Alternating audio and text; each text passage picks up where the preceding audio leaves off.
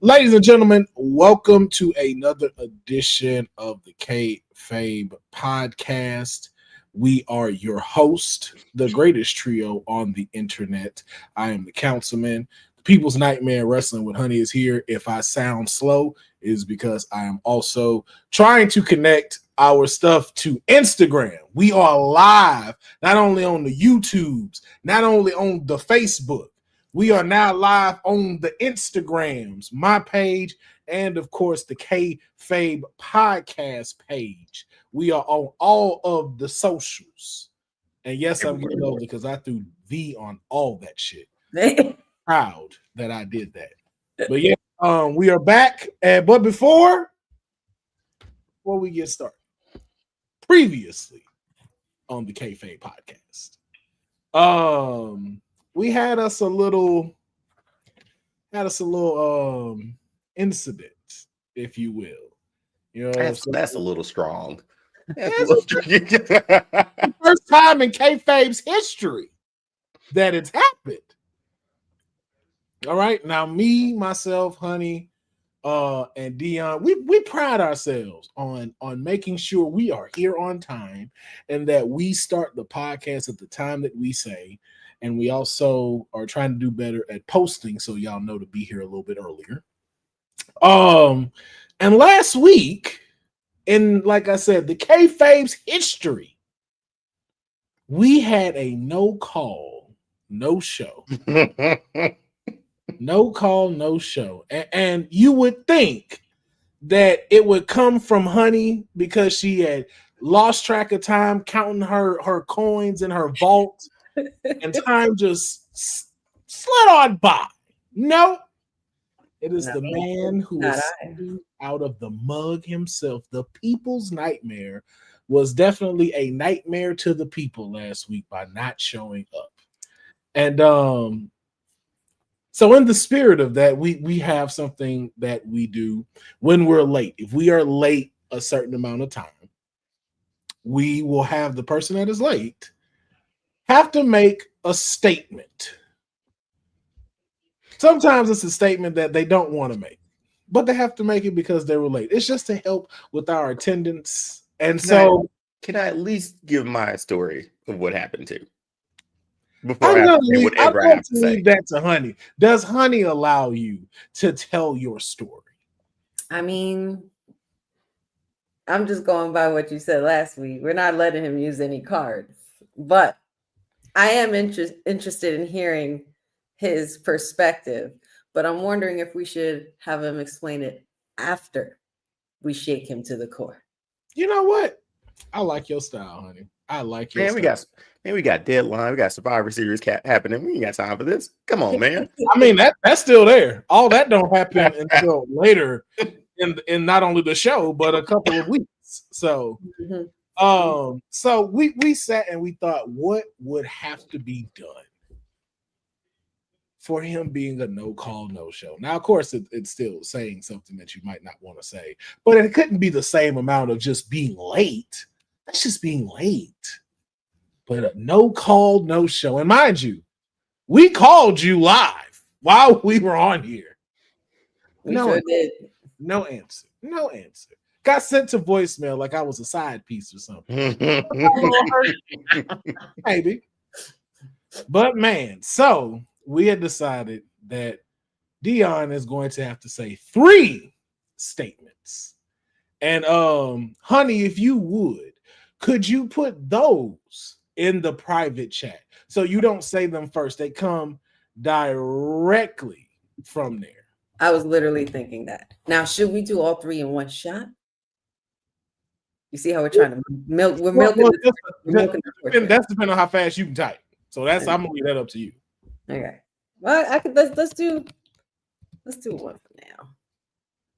And then if another statement pops up throughout the show, we're gonna have to stop real quick and have him say it. How about that? You want to do it throughout the show? Oh wow! See, I was about to have you just do. I'm just saying, keep it suspenseful. Right here. Damn. Hey, listen. Now that's that right there. That's a producer brain thinking right there, and a tormentor and a woman. It's like all three. Sure. There's There only you a go. woman would have created that. I was about to let you just do all three. That would have been great. Pushing. What we call it, brain ninjas. Man, see, this is why we need to be in the WWE writers' room. Okay, and Boza, no one's cranky. No one's cranky. We're just feeling froggy. Yeah, I took a nap. Man. I took All something. Right. I'm good to go. I did that too. You might see it. You never know if Will Jonah Jameson might be coming back tonight. Deadline season. We need Will Jonah Jameson back. Yes, it is. It's ready. Deadline season is here and it's upon us. Who's going to be in the men's? Who's going to be in the women's? Headline: Dead or Alive? Part 2. Parker, where are those fucking photos?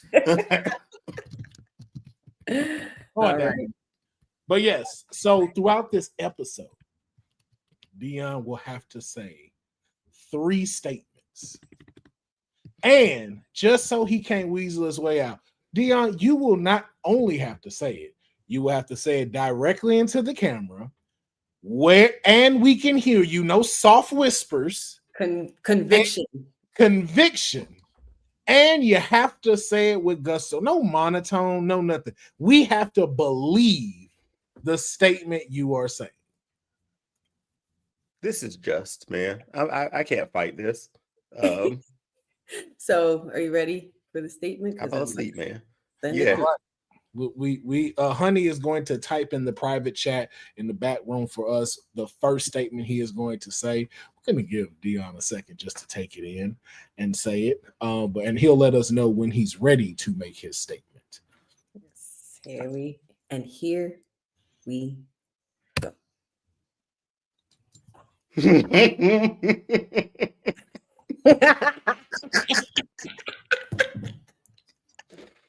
That's a funny comment, man. That's yeah. All right. Get this one out of the way. Goldberg without a spear is just a dude named Bill.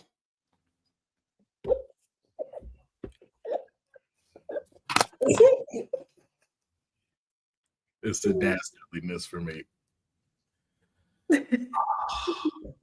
How you feeling? How you feeling? You all right?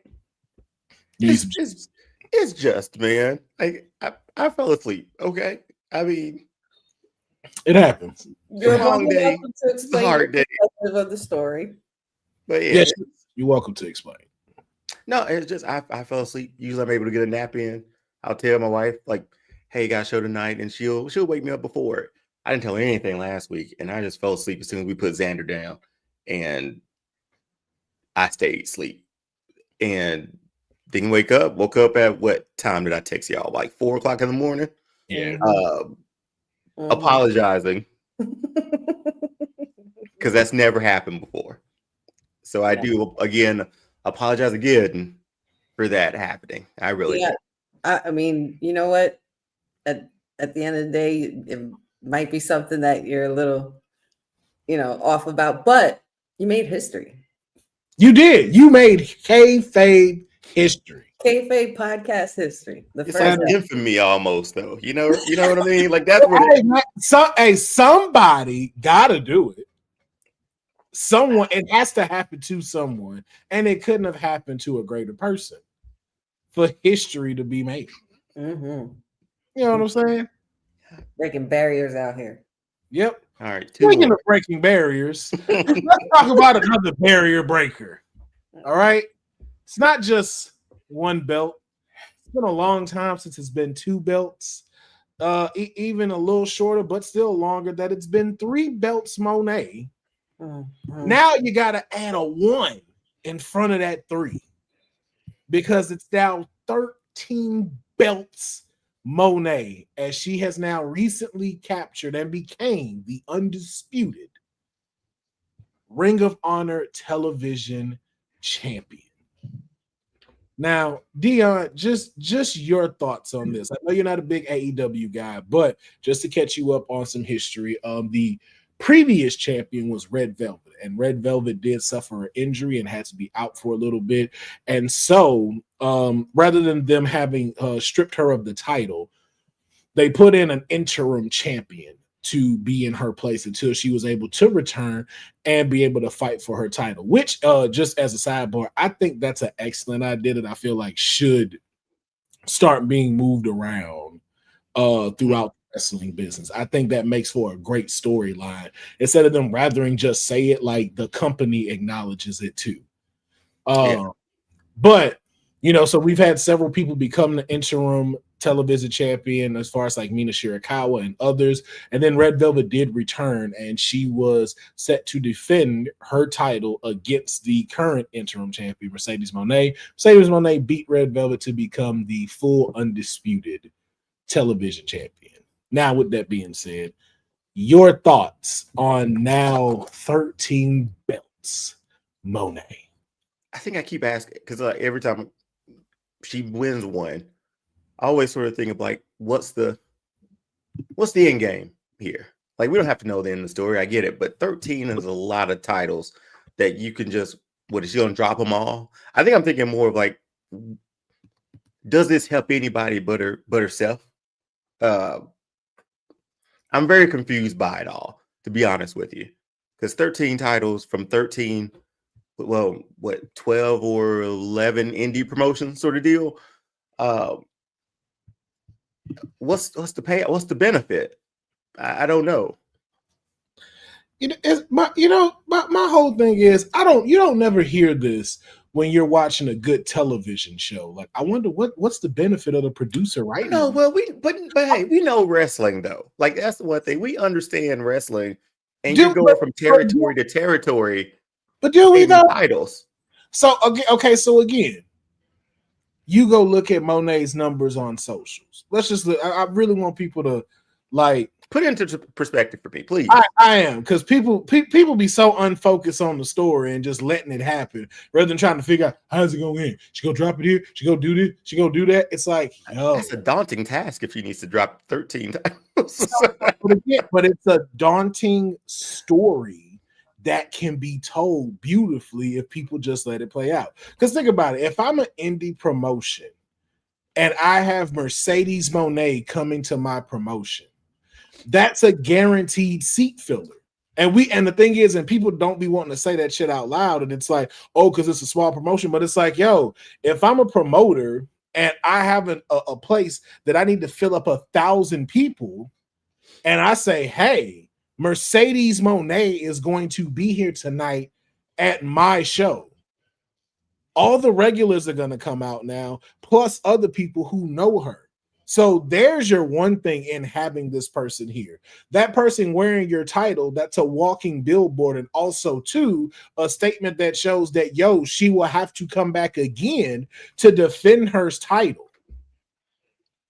And so now that is giving you another second chance for her to be here, for you as the promotion to promote that and build that, for people to now fill in more. Like, if I'm a small time promotion, and if I'm now going like, hey man, I would like to fill like a $5,000 seat arena for myself, still in my local area, man, I know Mercedes Moné could either fill up a third of that, possibly fill up half of that, depending on else what I add to the card.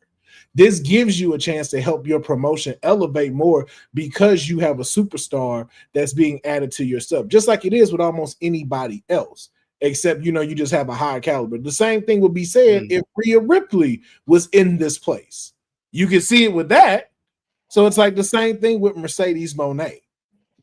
There is a value to this, and the simple fact of like, hey, if I'm an up-and-coming wrestler that's at the top of that promotion and I'm now taking on Mercedes Moné, that's a big stamp. How many times do we bring up people's former matches from back in the day? How many times we mentioned when CM Punk went up against this person in ROH, when Daniel Bryan or Bryan Danielson went up against this person? That's a stamp in your card that you can't take away. Like, yo, when I got to wrestle with Jake the Snake, like, was it televised? No, only fucking 30 people were there, but yo, I got to wrestle Jake the Snake. That's what that does. How she loses them, we don't know. But let them write that story and let us figure that out. Well, I don't know why. I don't know why it's not as appealing then to me personally. I'm not sure why. We know why. We know why. Don't do that. We know why. Well, tell me why. Y'all don't like her. Y'all don't like Like her. Sasha. No, you don't. No, you don't. So I'll ask you this: would you feel the same way if this was Rhea Ripley doing it? I mean, I like Sasha. I like Rhea. But it's just. Would you be saying the same thing if this was 13 belts Rhea? Probably because those are just a lot of belts, man. It's a lot of belts. The fact you said probably and the way you did it, no, you just don't like her. Don't like is strong. You're not. You're very strong. It's true. Y'all not don't. Not as big of a fan of her. Okay, give you another say that. If it was 13 belts Bianca,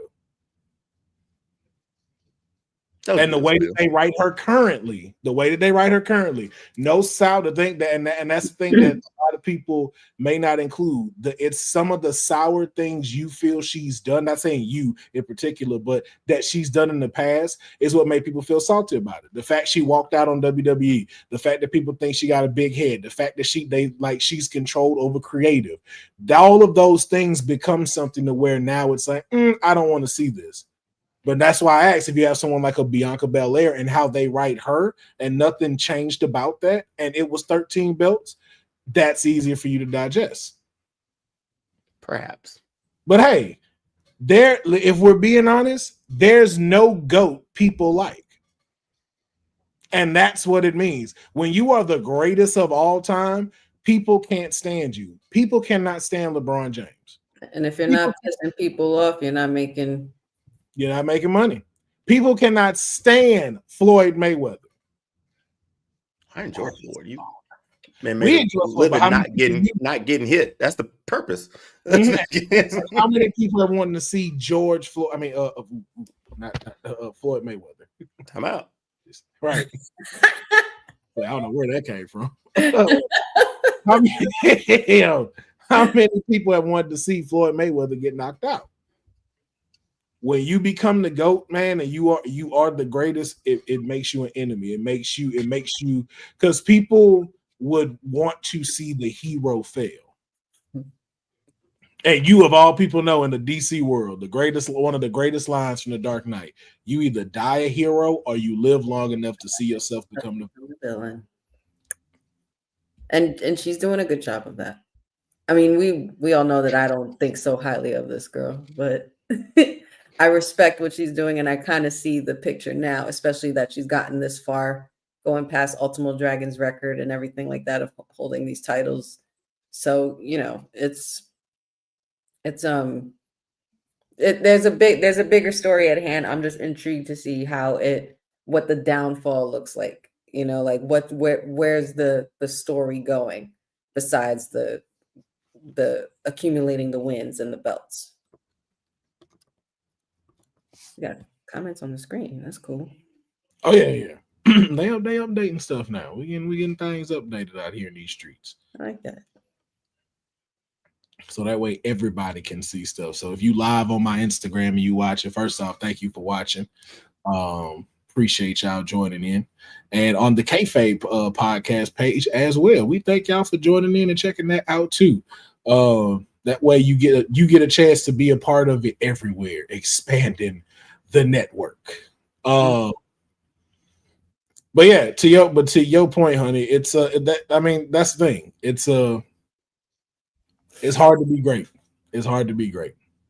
It ain't easy. And people can say something about her ego all they want. How many people you know that you like get their ego stroked? CM Punk gets 18 minutes on the mic for what? Mm-hmm. Again, it's you accept it for who you like. And that's what this story is about. Even to your point, Boz, I don't hate Mercedes. I hate her presentation with her character. That's what we're talking about. We're not talking about her as a person. Yeah, no. None of us know her as a person, so you can't hate somebody. Yeah, exactly. But as the character, you don't like her. So that's why this don't sit well with you. And she is in creative control. So this is her gig,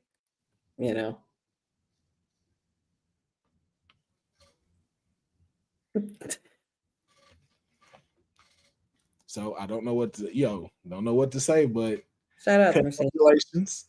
Shout out. And hey, y'all can keep hating, but Stop it's here. participating. Yeah. It's always like that for a lot of reasons, only because people don't like people who are great. Because who's the other one people used to hate on? That's tough to say, Will. We don't like people who. I guess it's just because I don't know, man. It's because if I think of sports in that world, I respect, excuse me, a lot of greatness with that. I know you said LeBron, but like, hell yeah, like my earliest memory of Jordan is Space Jam and his second three-peat. So that's like all I got of him. But I don't know, man. I don't know. It's just, as a wrestling fan, you should be astonished and want to ride this thing out with seeing how this goes with her winning all these titles and hopefully helping these indie promotions. But I don't know, man. Maybe it's just like Bo said, maybe it's that character. Maybe that's it.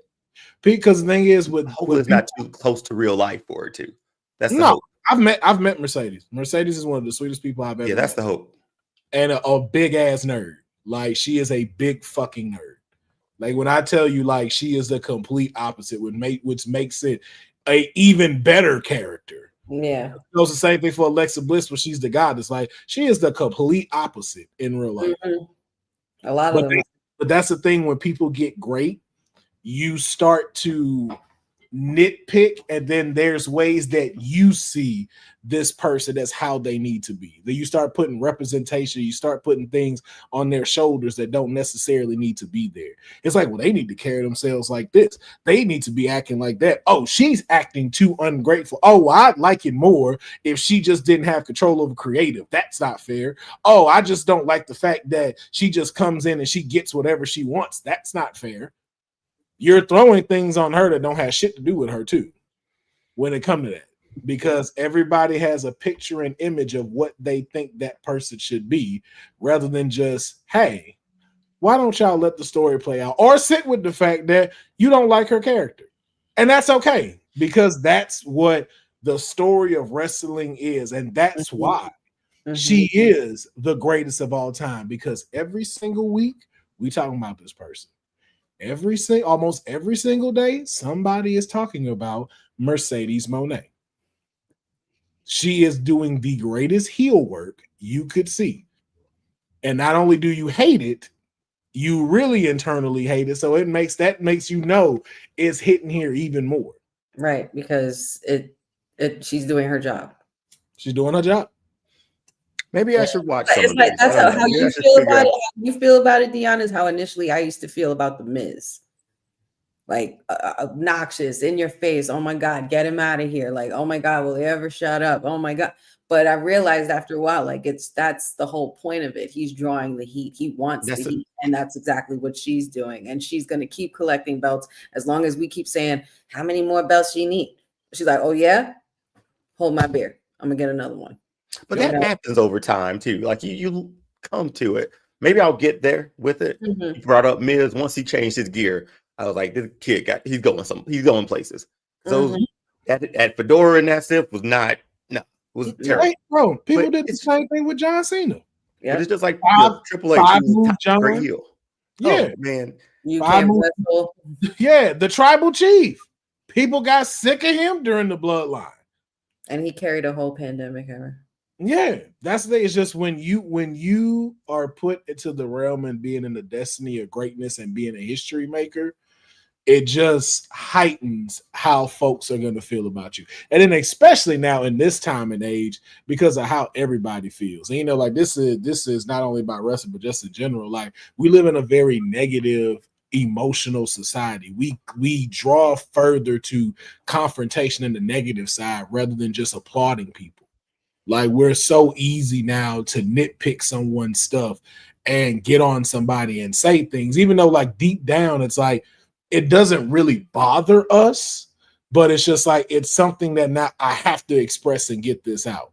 Because, of course, we're talking about it from a character basis, a show basis. And again, the three of us, even people in this chat, we know a line of what we don't break the kayfabe. Plain and simple. We don't break the kayfabe. We're not sitting here like a lot of folks where I hate her ass. It's like, you don't even know her. Like, what's the point? Yeah, like you're putting out the worst comments you can about this woman, and you don't know anything about her. Mm-hmm.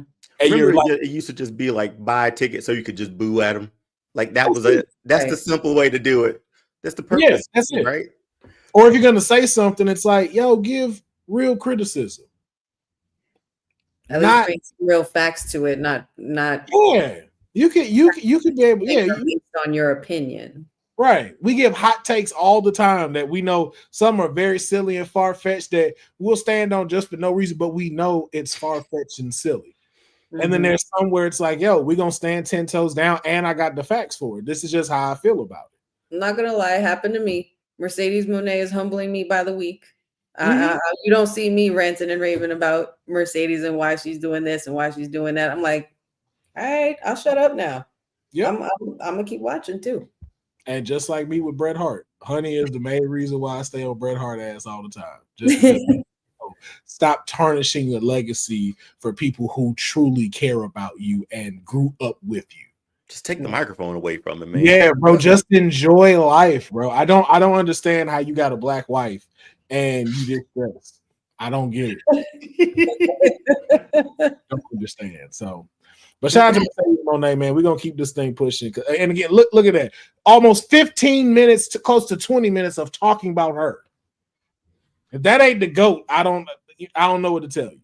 But let's talk about another one though. AJ Styles. We know AJ Styles is closing in on his career as a in-ring performer.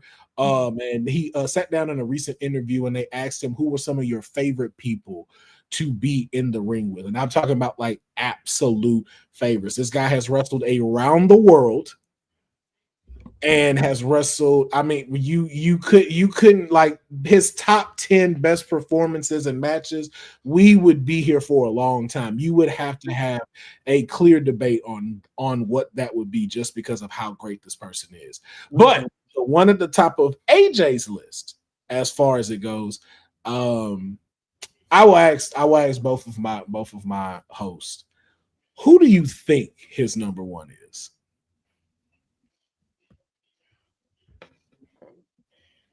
Y'all can also let me know in the chat. Man, can you give us a hint? Is it the old dancing partner or somebody new? I'm not gonna give you no damn hint. Just guess. Come on, man. It could be somebody who's still around. There's a lot about you being right. It's just give out your guess. I'm gonna go ahead and guess. Let's say Randy Orton out there. Damn, I'm stuck between two of them. Damn it, and I don't want to be that person. I do need to pick one. I'm gonna go with my gut first because this was the first name that was gonna come out. Shinsuke. Okay, that's a good pick. Yes, it is, and both of you couldn't be wronger. But they're also great. I think that they were also included in this interview. People that were brought up. Oh, okay. Well, there you go. Yes, but the one at the top of his list is none other than his Bullet Club member. Finn. Oh, he was my second one, and my gut was with Shinsuke. I wanted to say Finn so bad. Finn Balor is indeed his wrestling soulmate. The Prince. Yes, Prince Deverett, the Demon, Finn Balor, whatever you want to call it. AJ Styles says this is the person that he has always enjoyed being in the ring with. That interesting. Well, yeah. I mean, so much history there between them two. Why wouldn't it? They've grown up in this business together. If you think about it. Oh yeah. Yes, indeed. So, but that was just something I wanted to throw out here with them. But the question I want to know is, should Finn be his last match? If that's his wrestling soulmate, it should be. It should be. If AJ Styles has outwardly said that, like, I couldn't help but wonder if that maybe is planting a seed somehow for something special between these two. Now, here's the question I'd throw out there too with this. Which Finn should he face if it be his last partner? If we're trying to take it back to like New Japan style era, you better bring back Demon Finn. You got to. You better bring back Demon Finn. You have to. That would be such a dope WrestleMania match. Oh my God, that would be amazing. Like AJ Styles come back in like his Bullet Club outfit, and then because I'm trying to remember AJ's WrestleMania track record so far. Like he had Shane McMahon one year, he had Edge at 38, Chris Jericho. He had Jericho. He's had Shinsuke, right? Yep. The title.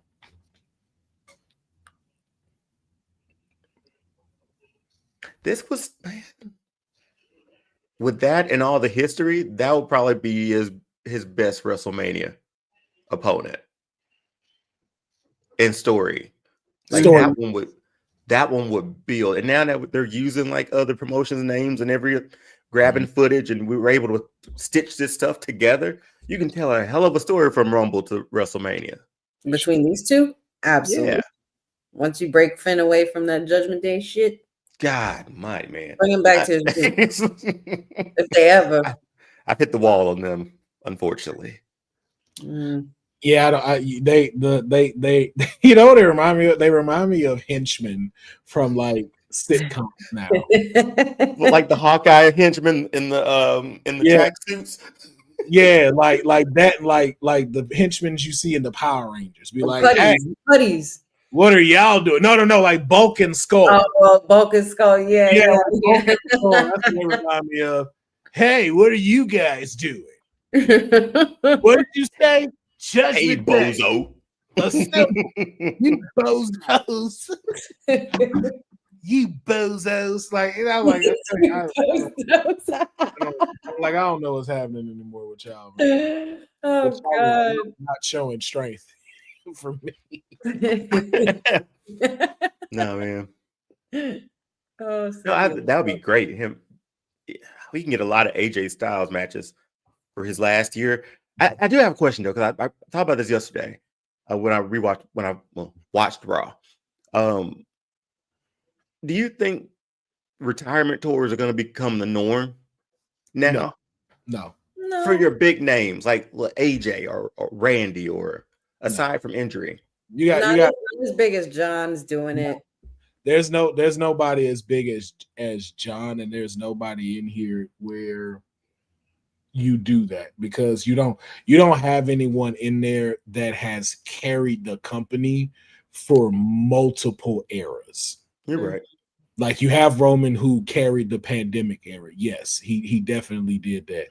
But you could have it to where it's like, yo, I'm getting ready to retire, like how you're doing at AJ, but a whole year of setting it up for him, it's like, no, like no one's done that. Like, as we've said before, like John has put himself in the categories of a Bruno Sammartino, a Hulk Hogan, like that. You cannot tell the story of wrestling without John Cena. No, he took over the he got the ball after the Attitude Era. Like the toughest, like you're following The Rock, Austin, Triple H, Undertaker at their heights. Yeah. And for 25 years, you were on top. He carried that ball, man. And was chosen by the fans. Exactly. Like, the fans just blew up for him. And, look at how far he's come now. And now 2 dates left. Man. Or maybe 3. Who knows? I don't know. Ryan Armstrong, we will get into that conversation. Don't you worry. We will definitely talk about that in just a little bit. But yeah. Damn, I'm gonna miss AJ, man. Me too. I am too. I'm gonna miss AJ. I'm gonna miss Cena. When these guys start going now, it's like John's going. When AJ goes and Randy goes and freaking Finn goes and Sheamus, and it's gonna slap us in the face. Man. It is because our people we grew up with aren't there anymore. It's like it's like in Living Color. If In Living Color was still around, no, matter of fact, no, a better one would probably be Saturday Night Live. Like people who watch these other folks for like a generation, and it's like a whole new one is here now. Like it's like, dang, I remember when this dude was on there, when this lady was on there. So it was like all that when they switched the cast up. I wanted to say all that. But I didn't know If I man. my age, but yes, that's the example I originally wanted. Yes, all that. Come on now. Okay. Again, I don't know who in the chat is gonna be like, what's all that? And We'll educate him. No problem. we will go down the rabbit hole. But let's keep it pushing and let's talk about what happened on a very impactful Monday Night Raw. We start off with, like we said, John Cena. Final match, final Raw in Madison Square Garden. This was so good, man. This was special. This was something special. In case y'all are listening to the audio version or you can't see, John Cena came into Madison Square Garden. He was approached by the former IC champion, Dirty Dominic Mysterio. It seemed like we were going to get a rematch right then and there, but it has been pushed back, and we will get into that a little bit later into the show. And so the match that transpired on this previous edition of Monday Night Raw was a 6-man tag match. The Judgment Day's Finn Balor, JD McDonough, and Dominic Mysterio took on the GOAT himself, John Cena, Sheamus, and Dominic's deadbeat dad, Rey Mysterio, the second best Mysterio. And just was a incredible fun match, if I say so. But I want to get y'all thoughts on it. Just Honey, we'll start with you on this one. Thoughts on this 6-man tag match and this being Cena's last match on Raw in Madison Square Garden. I thought it was great. I thought it was it gives me pretty much like everybody's clawing to get at least one moment with the guy before he heads out, because once he's done, he's done. But you know, the whole "you can't see me" bit, the whole fun about Sheamus switching the side and putting him in the middle, like this is about you, and like it was just like very fun filled, and you could tell that everybody was just having a good time in the ring. Even JD McDonough and Finn Balor. Shout out to JD McDonough for taking the attitude adjustment, and it was a wrap from there. But I think that all in all, it was great. You know, the whole Rey Mysterio and Dom Mysterio story continues. And you know, we know Cena and Sheamus's history. It's the least that Sheamus could do to be a part of Cena's last run. So I thought it was really cool. Madison Square Garden was unglued. And yeah, that was a hard one to miss out on. Deonne, your thoughts? No, everything Honey said, I co-sign it. This was a fun, just a fun one. And my biggest thing is like Rey Mysterio's 50 years old, man. Right. He's got to be okay. He is the second greatest in this line of thinking, luchador ever. But at 50, he still looks really good. But this was a fun one. We got the match set up for Survivor Series before this too. So now we know what that Survivor Series match is going to be for John Cena, and it's Dirty Dom. So that's talk about a rub there for the dirty one. This was just a fun one, man. It did what it was supposed to do. It started the night, but it still was one of those like let's make the crowd happy, man. This is his last Raw, because shoot, we were all at home probably watching his first Raw when Jericho introduced him in the draft. So that big throwback jersey, John Cena, 25 years ago. I think it was what, St. Louis jersey. I think so. I think it was a St. Louis throwback. Yep. And I'm like, now to see him now in Madison Square Garden, November of 2025, and this is his last one. Boy, it makes you think, man. This whole wrestling game is like, it's a wild ride, and it's even wilder ride for a fan who's been on the train since then too. Literally, and won't be no more John Cena after this year, and that's a good thing and a bad thing, right? He's able to call his shot and go out on his own terms. And we got to live vicariously through him for 25 years. Yeah. I'm cool, man. It was made everybody in the crowd happy. That's what this was supposed to do. No matter what, that's what he always did. Whether he was trying to draw heat or whether he was trying to get the crowd over, like he always had that ability. I'll never forget when that man showed up at MetLife, WrestleMania 35 with a Babe Ruth jersey. Hey, I feel the same way with Deonne, man. Just being able to go out on your own terms. And even something Sindil said in the comments, like John retiring with a healthy body, and that's what you hope for all wrestlers. But not only that, you hope for wrestlers having a great transition after that. Like he's going into movies, he's going into television. Like that's what I hope for, like all wrestlers, not necessarily just movies and television, but it's like, hey, you get to say, hey, I'm okay. I am satisfied with the career that I've had, and I want to go out on my own terms, and I'm moving and transitioning into the next stage of my life that doesn't involve me having to sacrifice my body, but it's where I would like to be. So whether that is starting your own business, having different products, being in politics, like we've seen like a couple of them do, like that's what I hope John Cena leaves in a lot of these people's eyes of like, hey, I can go out on my own terms. Same thing like with Jay Cargill. Like she said before, like she's not going to be here for like 25 years, but at least to be able to say, we're like, yo, I'm proud of what I did. And I can walk away and go into my next chapter of what I'm doing. I can be able to, you know, get out of bed. I can wipe my own ass, and I'm able to still do the things that I love. It just now looks a lot different for me. Same thing with like Diamond Dallas Page now going into DDP yoga.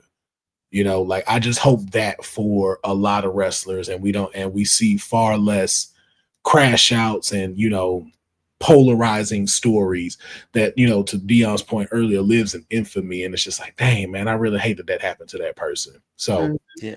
But yeah, and we don't want to see him. We don't want to see him back either. The last match is your last match. I don't think he's gonna do it. I think Cena's going to be the one that sits there and go, I'm done. I hope so, man. I hope so. Only time I want to see that man back is if he's getting inducted. That's it. Which, you know, is it going to happen next year? Do y'all think they gonna jump it in that fast? Let's go ahead and knock it out now, man. We're already calling the greatest of all time. Right. So I don't see why not. Hey, y'all really don't wait. We really want this to be like, yo, John, like after this, you gotta disappear for like 10 years. Like that's wild. Like I can see it though. I can see it. I think it works. I think it works though, because again, like you said, John, one thing I love that John Cena has been saying throughout like this last run is, I want to leave this place better than I found it. And I think even doing so of that is being able to let this company stand on its own without him. Like, hey, I've done my thing. Let's find the next one. Let us get the next person. Even with the way he's doing his final match, like, yo, this person, I believe, is one of those where it's like, yo, this is the person that's going to become the next staple of this company and this business. You don't need to see me anymore. Right. Yeah. He did his due diligence for 25 years. He has nothing left to prove to us. We never see the jorts anymore. We never see the caps anymore. Next time you see Cena, he's just John. That's John. That's it. John. Well, moving on to more Raw. Well, something else I wanted to bring up with John Cena. There was something that's been going around that I found kind of interesting, and it has to do with not just Cena's legacy as far as a champion, not as far as him and his matches, but something else that's become a signature of John Cena that someone kind of noticed within this last year of John Cena. And it was pointed out that John Cena no longer throws his towel like he used to. You remember when he used to come in and he'd have his signature towel and he would throw it? Throughout this last year, he has not done that. And speculation is circling around as to why he's not doing it. Supposedly, there are several options of how those towels may be put up for auction, or maybe put up as a memento, or even put up in a hall, like supposedly like in the WWE Museum in Saudi Arabia, of every one of his towels in his last year. Wow. Auction-wise, that would be insane. He didn't throw a single one?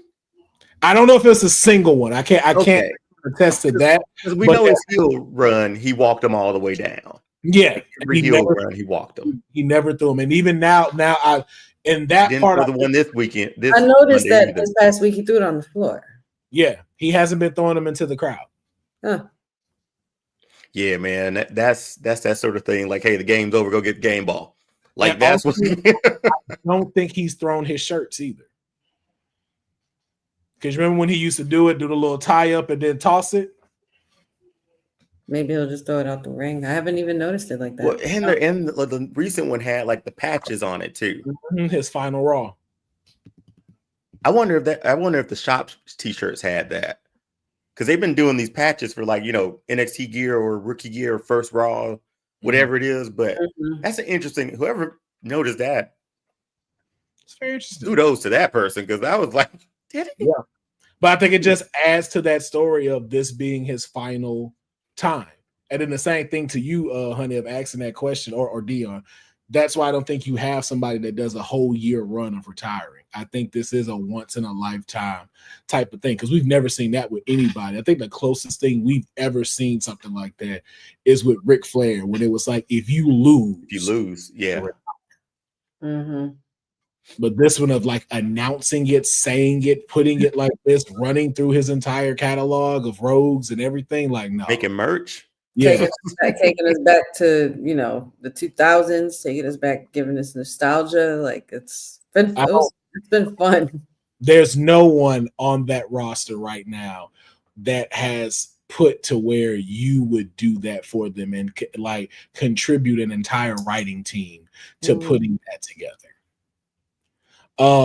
But one question I do have, we'll save that. Brandon threw up a good question in the chat, but we're gonna save that when we get to Survivor Series, and I will ask that question. But moving on, to more of the John Cena stuff. I hate that WWE did not give us a good picture of him, for us to use. But more of the John Cena last time is now continues to go around us, as we were in our in the tournament of the last time is now tournament to determine who John Cena's last opponent will be. And I used determine way too many times in that sentence. I got very uncomfortable when I did after that happened.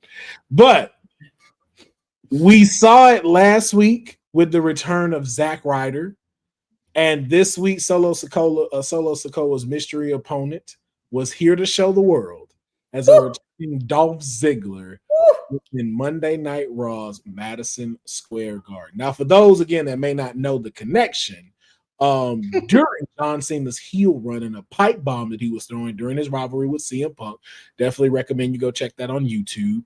He happened to yell out a couple of names, breaking the fourth wall by mentioning Zack Ryder, whose real name is Matt Cardona, and actually using that name, and Nick Nemeth, aka Dolph Ziggler. And a lot of people have been speculating, will Claudio Castagnoli get a chance to come back? I was like, I doubt that, but I highly doubt that.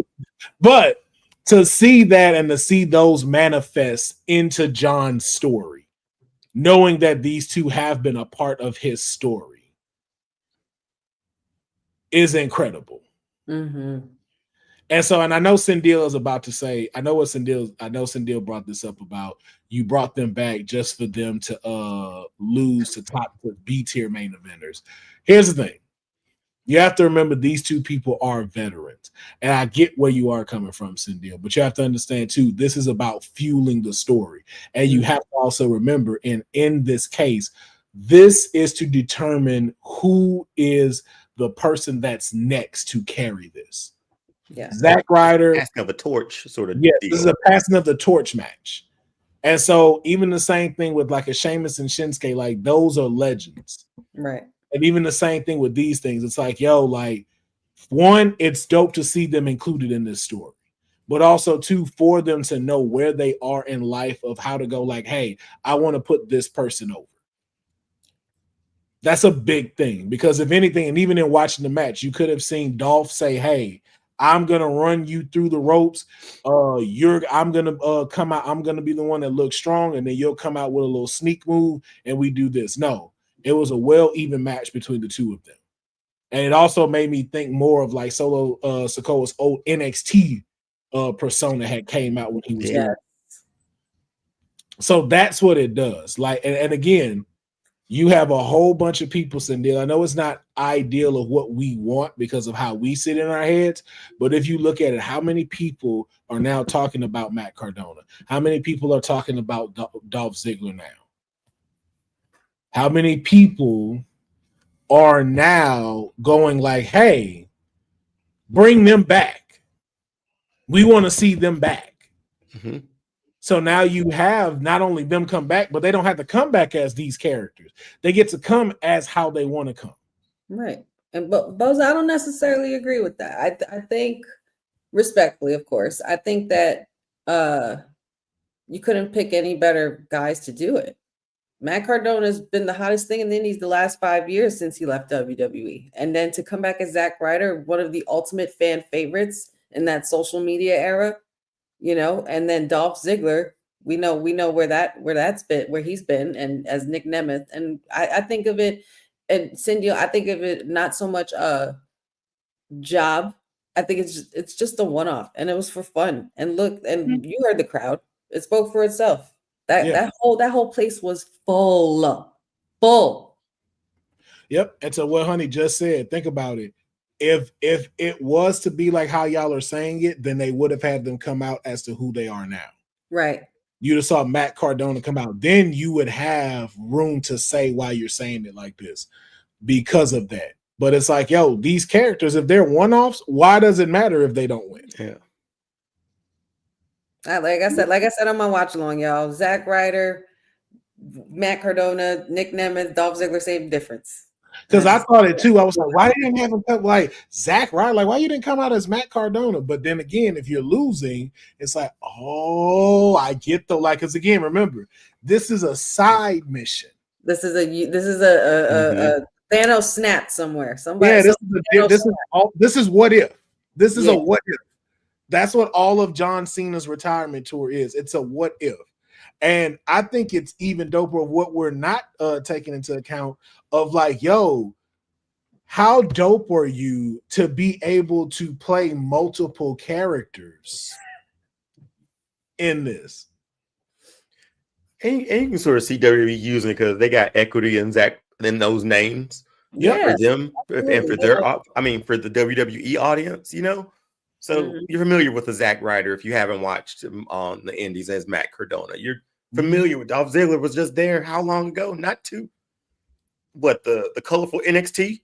He was there for that, right? So he hasn't been too far removed from WWE anyway. So man, you phrase it well. We in a TKO era. So again, to say these two don't come back now comfortable in the skin that they in and thriving in. Like, yo, to be able, like, I would love to see a promo between them, like potentially saying, hey, we want to put LA Knight and Zack Ryder in a tag team, which would be hilarious. And I would feel like if they did that, and if they don't call them the Night Riders, I would be upset at that. Like, y'all talking. But I would love to see him pull a LA Knight like he did with Maxine Dupree. It was like, hey man, let's get one thing straight. That's my past. We here now. I'm Matt Cardona. Right. And that's all that's got to be said. And then he walk off. And it's like, yo, now that's it. Like, but we've seen what it was. It's like, yo, nah, bro, that's that. I'm done. Or even the same thing with a Nick Nemeth. Take a page out of Cody's book. While you're in a match, do your thing and then throw that shit out like, nah, bro, I'm Nick Nemeth now, man. That's the old we here now. I mean, I'm sorry. No, I was just gonna say, I'm just like to like Bose and Cindy's point. Like when I first initially saw it, I felt the exact same way that y'all did. But as seeing it as the big picture, I'm like, I see what they did and I see how they protected them too, and what they're doing now. And I just think that is a great job in storytelling when it comes to what Triple H and them were doing. I know I talk a lot of shit, but I also have to give credit where credit is due. Otherwise, why do this? But I thought it was just a great addition to the Time Is Now match. And now we talking about anything that ain't happened that should have happened. My client should have been in this tournament. I'm just saying. But hey, you know, it is what it is. But we're gonna keep this thing pushing. Yeah.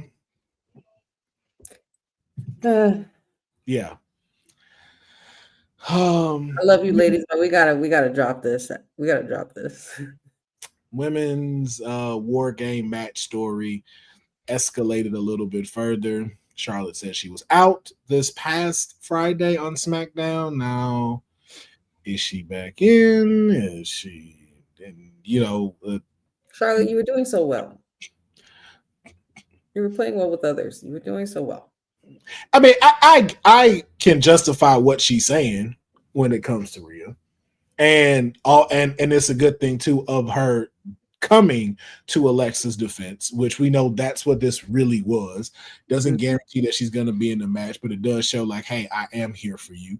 I've thought about it, and I'm still riding with you. And to Sage G point, she is a Flair. But you can see where she is trying to find that balance, coming out to defend her friend when she was being attacked by Nia Jax, Lash Legend, and the Kabuki Warriors. The only highlight that came out of this for me is just Io's comedic timing is incredible. Like, I love her. Yeah, she's still adapting to the English language and trying to get wrong. Like, she's hilarious. But I just want to get y'all thoughts, Deonne. Like, where are you on the on this current women's war game story? Like, we're only 2 weeks out, and no, I don't even think 2 weeks. I think we're like 1 week. 9 days. It's a week. Yeah, we're a week out. So we got a SmackDown tomorrow. We got a Raw and then another SmackDown before War Games. Like, how do you feel about it currently where we are? I don't know, man. Usually your War Games, like, and I'm sure we're going to talk about the men's one too. You have like connecting beefs, Just the bill for this one though feels odd. I don't know. Great talent in the tournament in War Games, but it's just like it's just it. I don't know, man. With 3 more shows before Survivor Series, maybe it can build up or ramp it up some. Maybe cause some tension between the I guess the Babyfaces team, but I don't know, man. It feels like we're excuse me. It feels like we're having a war game for the sake of a war game. Mm-hmm. Unfortunately. Yeah, I don't disagree, bro. Honey, same question. I'm not feeling it. I'm not feeling it yet. I don't know what it is. It's missing something. So I'm just really praying on these next couple of weeks to pick something up, or for something to pick up within this story. Like, there has to be, like, when I get to this point in a storyline where WWE creative, this is the point where I'm stuck at, like, all right, what's the point of this? What's the point of this? And I understand that there's always, there's a beginning, a middle, and an ending. Like, I'm trying to figure, I think this is like the middle of the middle and the end, because, War Games would be the end. But I feel like it's going to kick off a lot of things after War Games. We're going to see a lot of friendships disbanded. We're going to see a lot of betrayals. There's always something crazy that happens at War Games that's shocking. And I think with this, I guess with the story being like this, something big has to happen in this match. I feel like with as slow it is as it has been, because it hasn't really picked up yet. And we all, like you said, we only have 9 days. But yeah, I'm just hoping that with this coming Monday and Friday, by this week, we get to something that maybe stirs the pot a little bit more. Because I'm not catching what they're throwing at me right now. Yeah, I feel the same way, man. It's the story don't have no. It just hasn't glued together. Like, you have several stories that don't make sense. And it's just like, and then with the remaining people who you bring in, like we saw Kabuki Warriors talking to Bayley. And it's like, okay, Bayley joined you to do what? And if not even so, if Bayley joins the face team, then what? Like, who's Bayley's opposite? Right. And then Rhea wanting to talk to AJ backstage. Yeah. Yeah, and it's like, or Becky. It's just like, and then too, like, let's say we have a scenario where it is AJ Lee and Becky put into it now. It's like, okay, so is it about them now? and the rest people kind of play background, because if you throw them two in, that's going to be what the main focus is, and EO jumping somewhere at crazy insane. And then that's it. It's just, this feels like, like the title of this episode, it feels like a lazy blockbuster. It's a whole bunch of big names and there's no story to it. I was about to say it was the Expendables, but the Expendables at least got a basic story. Yeah. You can get behind, like, okay, that guy doing this, go get him. Good guy comes up with team, go beat the bad guy. Yeah. And it doesn't do nothing for a lot of these people, especially like even the Sendil throwing it in the comments about the Kabuki Warriors. Like, none of this makes sense. The Kabuki Warriors don't need to be in this. Not to say like they don't belong here, but it's like none of these stories are congruent enough to mix into a War Games. Mm-hmm. And Boza, no, that's not why it's it. We'll get into that when we do talk about Survivor Series. But it's not sticking. It really is feeling like what Sage said, pulling names out of a hat, and then let's go on. And then to that point, I would have rather you just said that. I would have rather you just said, hey, you know what? The women's War Game match, we're selecting some of the top women competitors to go head to head with one another in these matches. Here are your, treat it like Survivor Series. Here are your two team captains, Rhea Ripley and Asuka. And Asuka goes on to who she wants to pick to be in there. Then it's like you got the best of the best, and you still got kind of the best of both worlds. Okay, I got my Survivor Series type of feel with it, except the stipulation is it's War Games. Yeah. Mm-hmm. I got my powerhouse, I got my high flyer, I got my technicals, I got my main star attractions. Yeah, right. Because Lash Legend is going to be in this, right? Like she's in it. This could be a really like strong coming out party, like a full. It should be for her. That's what I'm hoping for. It should be. She is the powerhouse in this match. But also, too, you got to remember she's not by herself. So for sure, but is it that, or do we get another thing like Tiffany Stratton where Nia is the lead in this and she's the underling?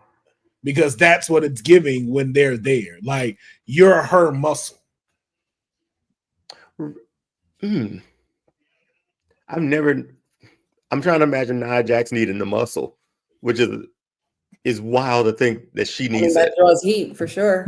But the reason why I say that is because y'all have not given us time to know what is this dynamic between the two of them. Yeah, y'all haven't shown anything except them running in on people. You haven't shown them talking to one another. You haven't shown us like where does this sit? Are they frenemies because of what happened at the match in NXT? Like, what is it?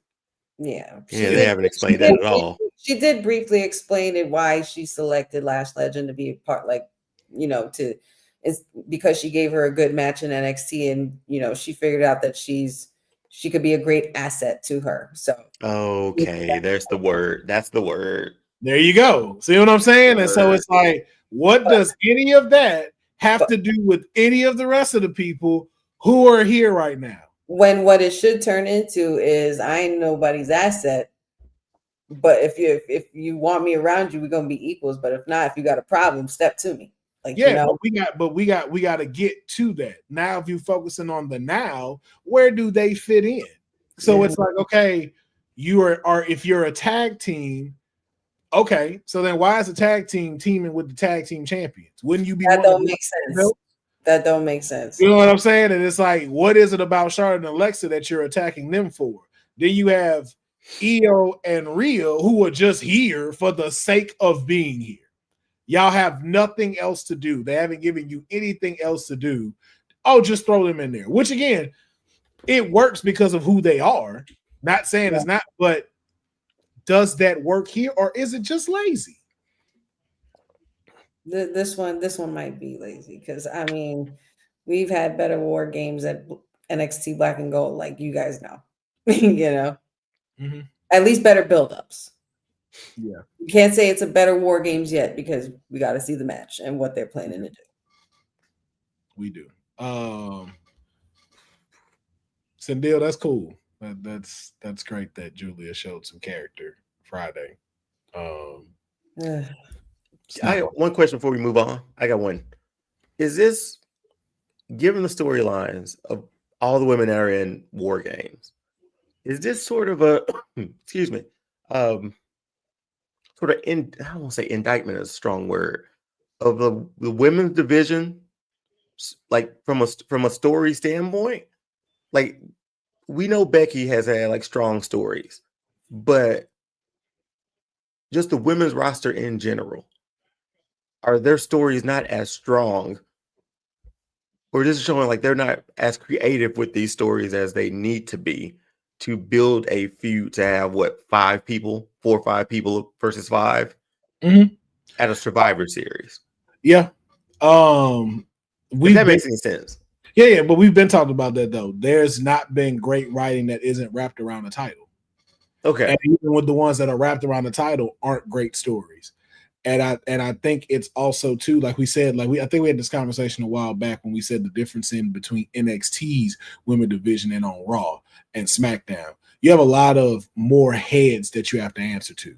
So it's like, hey, we want this person to be on TV. We want that person to be on TV. Then you have to go, okay, well, we have to make all of this room for the men's stuff that's being shown to make sure we take into accountability people's egos and what's going on with them. But also, too, it just really needs a big, like they've said before, a shakeup.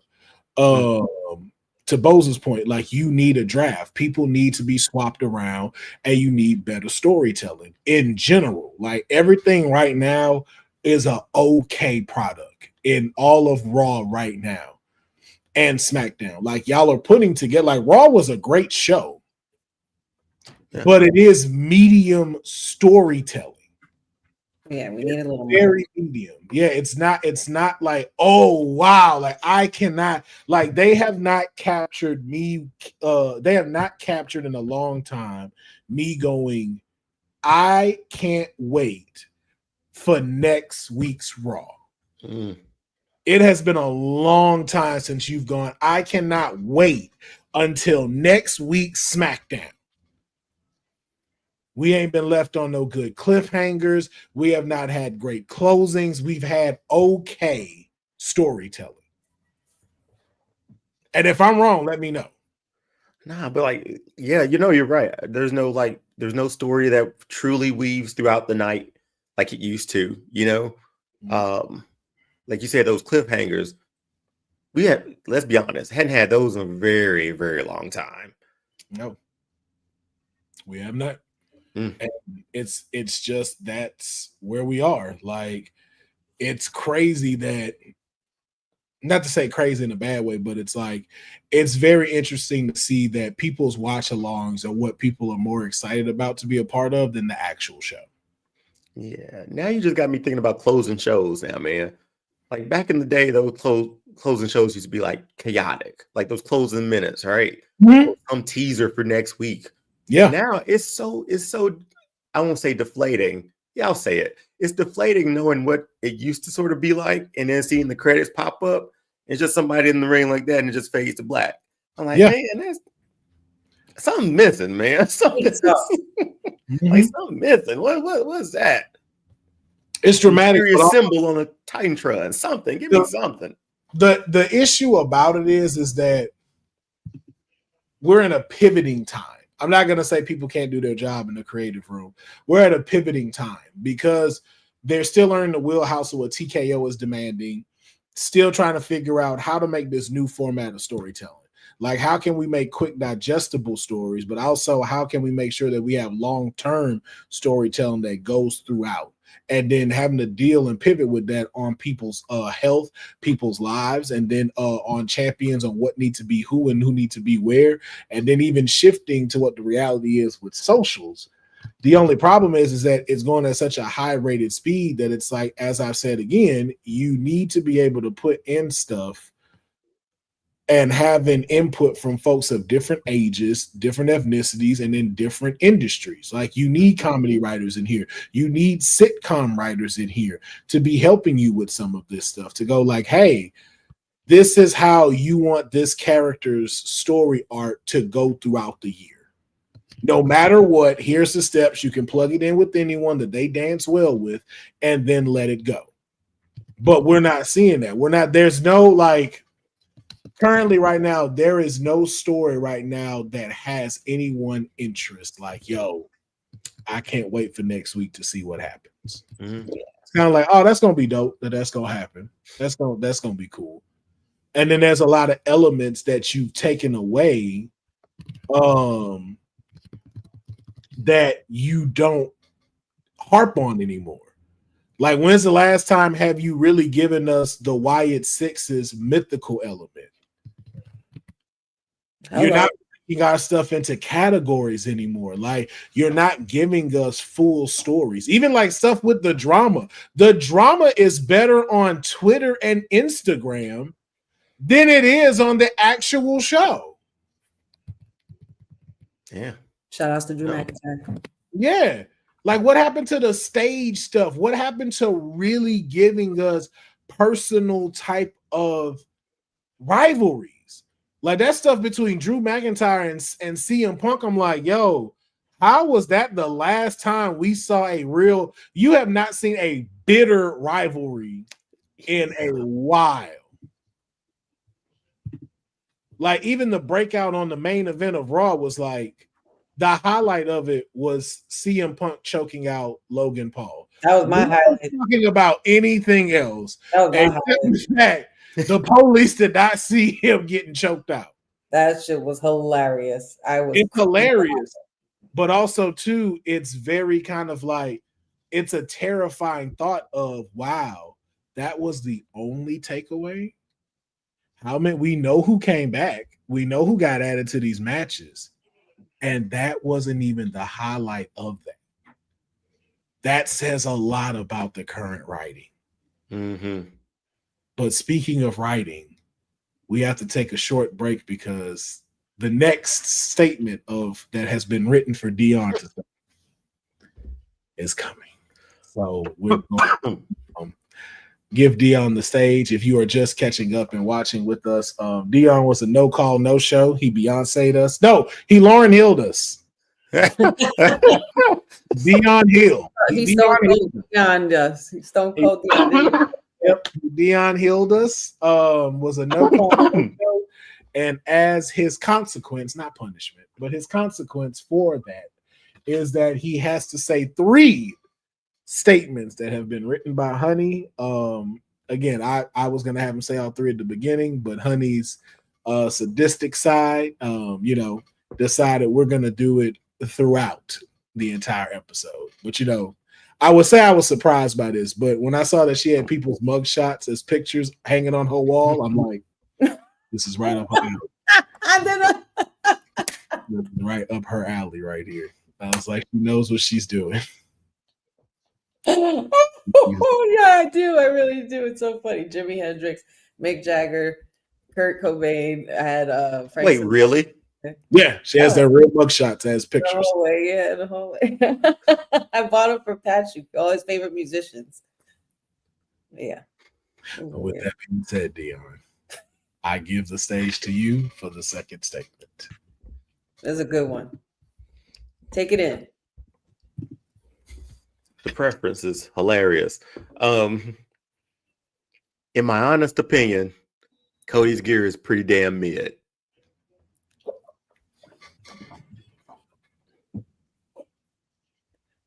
It's trash. No, I'm kidding. I actually think his gear is pretty damn good.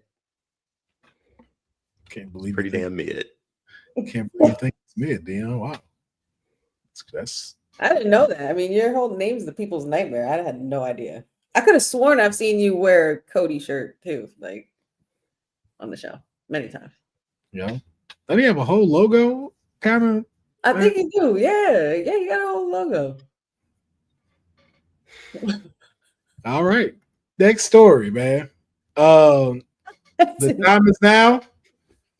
And I think this is the perfect picture because Deonne is definitely Javon Evans in the last scenario that just happened. Honey is Gunther, and I'm just a ref. Just... Yep.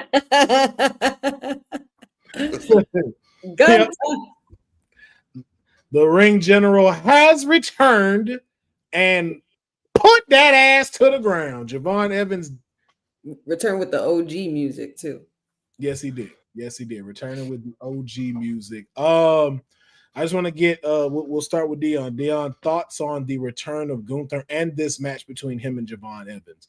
Thoughts on Javon Evans' performance and the return of Gunther. No, that's a big thing for Javon, man. It's again more eyeballs on Raw.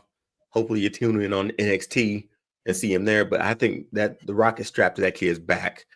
And they know it. Mm-hmm. Seeing Gunther back, I mean, it's like he never left, man.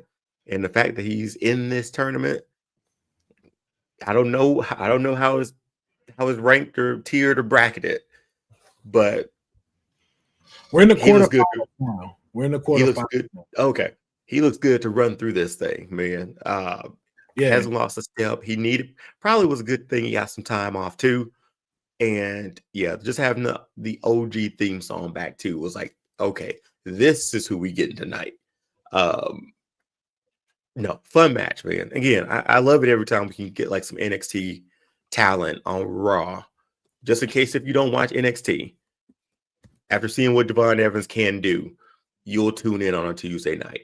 So it helps the whole brand of WWE and just giving the NXT talent a chance to be on Monday Night Raw, live, Netflix, big stage, Madison Square Garden. That's huge for them, man, especially for Javon Evans. So, no, I thought this was great. It did what it needed to do, and Javon Evans should be main roster bound sometime. Man, I'm not saying sometime soon, but once he gets there, that rocket's on his back. Yeah, man. And we are now moving into the quarterfinals. Gunther will either take on Carmelo Hayes, Sikoa, or Penta, as well as you still have Jay Uso will either take on LA Knight, Rusev, or Sheamus. So we have again those shaping up into some pretty good matches, man. But honey, your thoughts on Gunther's return and Javon Evans' performance? Oh my God. Well, I expected nothing less from Javon Evans. That kid's going places. He really is. He's extremely special. He has such a gift in that ring and a young knowledge already early of the business. And he's going to be going places real soon. So many people in the locker room are very high on him, as they should be. And the crowd loves him too. Happy to have the ring general back. Always happy to have Gunta back with us. Love the OG music. Not sure if I'm feeling the robe thing. I missed the jacket, I missed like the general jacket. Like I kind of feel like that's Gunther in his full form, but hey, he regardless of what he's wearing, he's still gonna come in and whip that ass. And that's exactly what he came to do, and he did it. Looked very confident. I'm just happy to have him back. But great match overall and great performance by both of them. Hey man, doing this thing. Same thing with Javon Evans, man. Like I said, I just need to see him in more key matches to show that he will be someone that can carry this brand, and he keeps showing why. So like I enjoyed the match, and we'll keep seeing it. But y'all already knew I said Gunther was my pick to be John Cena's final match. Like it's gonna be that's gonna be the guy, and if not, maybe Carmelo Hayes and LA Knight.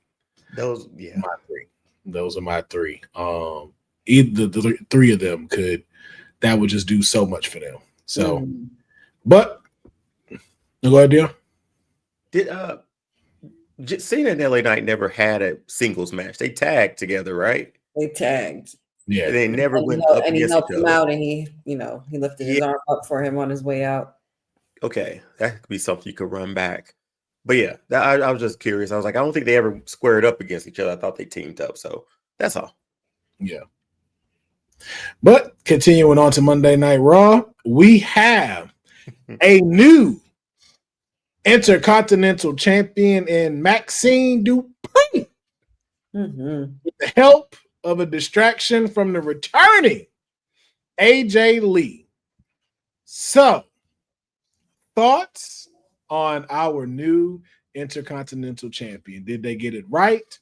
Or could something else have been done different? Honey, let's start with you.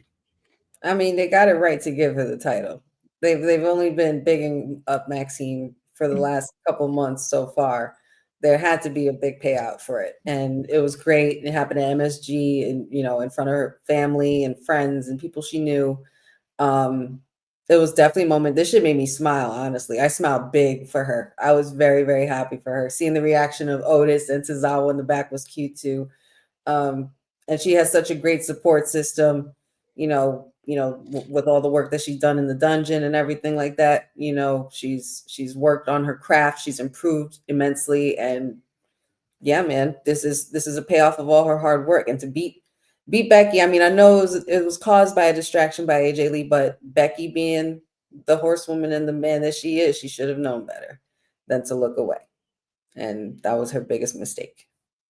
Sorry, Becky, I love you, but shout outs to Maxine on this one. I really like this one for her. Deonne? Very similar to what Ani said. This was again, it was a fun.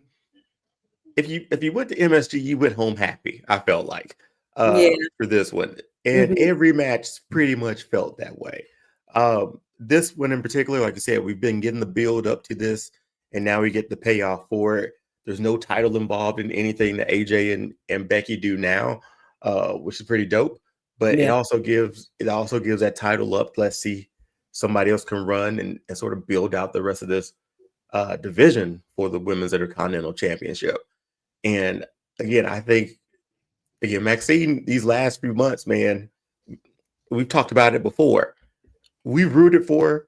Her in-ring's gotten so much better. And now she's a champion by the end of this year. I think we may have even asked that if she become champion by the end of the year. Yeah. And to see that it happened by hook or crook, she's a champion. And again, just a great moment. Again, but then also after that, we get more story with AJ and Becky. So win-win-win here, man. Like everybody won in this scenario. We get a new face, we get a title change.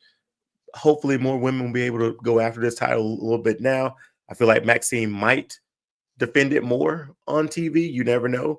But yeah, this was just a good moment, man. Because when we first saw Maxine, I don't think we thought this. And we didn't have this title, but I don't think we saw this. And she's proven everybody wrong. And even I thought that. I was like, yep, she proved me wrong. Because I was like, there's that bandwagon. Slow down. I'm gonna hop on it.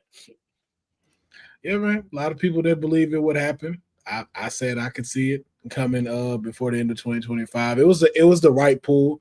I think Becky Lynch did a fantastic job of helping build her up to build a believable champion. And I think Maxine stepped up to the plate to show why she should be able to hold that belt. Even now, doing content with it on social media, just again showing why making her that is the right choice. And I think it is a good transition for a lot of people who are currently there that are not getting shown to be shown, because I think one of her at least next ones should be Ivy Now. I think her and Ivy Now should have a rivalry. She's been quiet. Yeah, with the help of Natty in the dungeon, you start to see where that technical prowess, like we can really put that to rest when it comes to Maxine. It's like, no, I don't just do the backwards worm type shit. Like, yo, I can go now. I can really go. Oh, I only have one gripe. You need a finisher, Maxine, because that body splash, wasn't it? I don't know why they had you in the match like that. But I'm going to need you to get you a good finisher outside of just the ankle lock. Like, I need you to get one that puts them flat on their ass. And then after that, it's complete. We got a complete superstar, Maxine. Make a finisher that puts them on their ass and then turns into a submission. I mean, she got if need be. Like, I want something that knock them out, like where she can do that. Oh, well, yeah. I'm not being picky, Boza. Who doesn't have two finishers? I don't fucking look, that girl weighed 3 pounds. I'm not believing that a body splash is what's gonna keep Becky Lynch pinned down. I'm sorry. It's got to be called like the ultimate or the atomic splash. Something. If you name it that, then it's you can get a 3 count. You can get a 3 count. You can get 3 count. Right. But that was just kind of a normal, like, okay. I was expecting her to hit that splash, get up, and then do her finisher and complete it out. Yeah. That was it. Like I'd have took a roll up and said, but I get it. The United States, they got that. Most of they got one. She's the IC title. That's I don't know. I don't know what that meant, but yeah, man. Shout out to her. I think it just overall, this was one of the best parts of Monday Night Raw. Is just being able to see, as we said, like getting a lot of those folks that are back there, especially in the women's division, more shine like this. Like I really hope that we get to see her defending the title on Monday Night Raw a lot. It doesn't have to be every Monday or anything like that, but like give her a real rivalry that she can have and showcase like, hey, we don't just need the 4 horsewomen here all the time. Mm-hmm. Like we are the next generation and we know how to go. Now, I will say one thing, and we'll talk about this probably on a later show, but we need an invasion. And I need, by the end of this next WrestleMania, I need a lot of those women on the NXT roster to get moved up. Because this right now, what's circulating with a lot of them now not getting as much screen time like a Rhea or a Io, having that NXT roster up there of women, shake things up, boy. Just that would be incredible. Like like the women's. I want to see that because you got a lot of folks who have been there who are veterans like a Zelina Vega who need something like that to be able to go against and show like, oh, she is a staple. Like, yeah, duh. We've been telling y'all that. Where you been at? Where you been? But shout out to Maxine Dupree, man. She deserves it. Couldn't ask for a better way for her to get it. And she got to do it in front of someone that she looks up to, just like the rest of that locker room with AJ Lee. So shout out to Maxine, our new Intercontinental Champion. And then we move into NXT. Like I said, we will talk about Survivor Series in a bit, but I want to get to NXT. We are in the gold rush where titles are on the line in 2 weeks in a row. And shocking storylines to end NXT Gold Rush. Izzy Dame betrays Tatum Paxley and cost her the title. Who didn't see this coming? Oh, you mean he was dead the whole time? JC Jane is a 2-time NXT Women's Champion. Thoughts on this? Honey, let's start with you. Oh, no, with Deonne. You sound like you. No, I was just going to say, I feel like you pretty much set this one up and finished this one for us. I mean, the most obvious we saw coming. We saw it coming. We saw it coming, I guess. So, yeah, that's all I got to say. Honey, it's all yours. I don't like that it made JC Jane a 2-time champ, but I understand why that had to happen. And I've been waiting for Izzy Dame to do this. It was just a matter of time. And I don't know why they didn't do this sooner. Instead of wasting our time having them in the ring trying to tell her you shouldn't do this, you shouldn't do that. Just do what you did this past Tuesday. Kick her right in the face and just let her know. Like, no, I'm the one that needs to be holding that title. That's her lane, I feel like, Izzy Dame. And so when it happened, I was just like, there it is. Thank you. Why have you guys been holding out on me for so long? But here we are. Congrats, JC, whatever.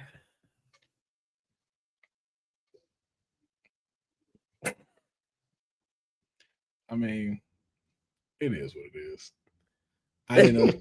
That's yeah, I don't like. That's her quote. It is what it is. That's what she said. That's what she does. That's funny. We saw it coming. We knew it was coming. Mm-hmm. I just also think that we don't care. Because we knew it was coming. I guess it's really just one of those, okay, so what is the backlash on this? What does this turn Tatum into? Right. What do we go unhinged with Tatum? Because honestly, the whole playful and friendly ain't working out. Honestly, it wasn't for me. So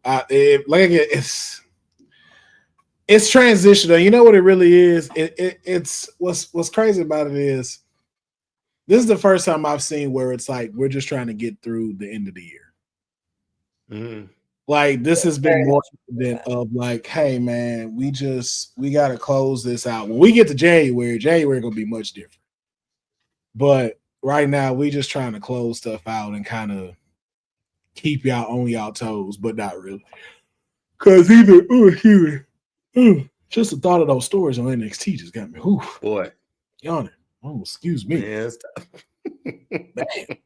Because even the stuff with like Oba wanting a rematch at Deadline, I'm like, okay.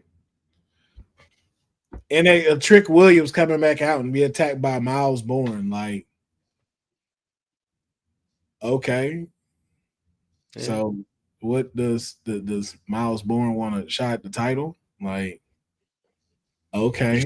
You should have done that a few months ago when Trick had titles. Yeah, and it's just, and then the thing for me, I'm just kind of like, I don't want to see Oba lose to solidify Ricky. Like Oba had an out. Like, why are we back? He did. Yeah, you're right. He did. He had an out. You're right. Yeah, and it's like, or are you finna cut Ricky's title short and then send him up? Send Ricky up instead of Oba. Really?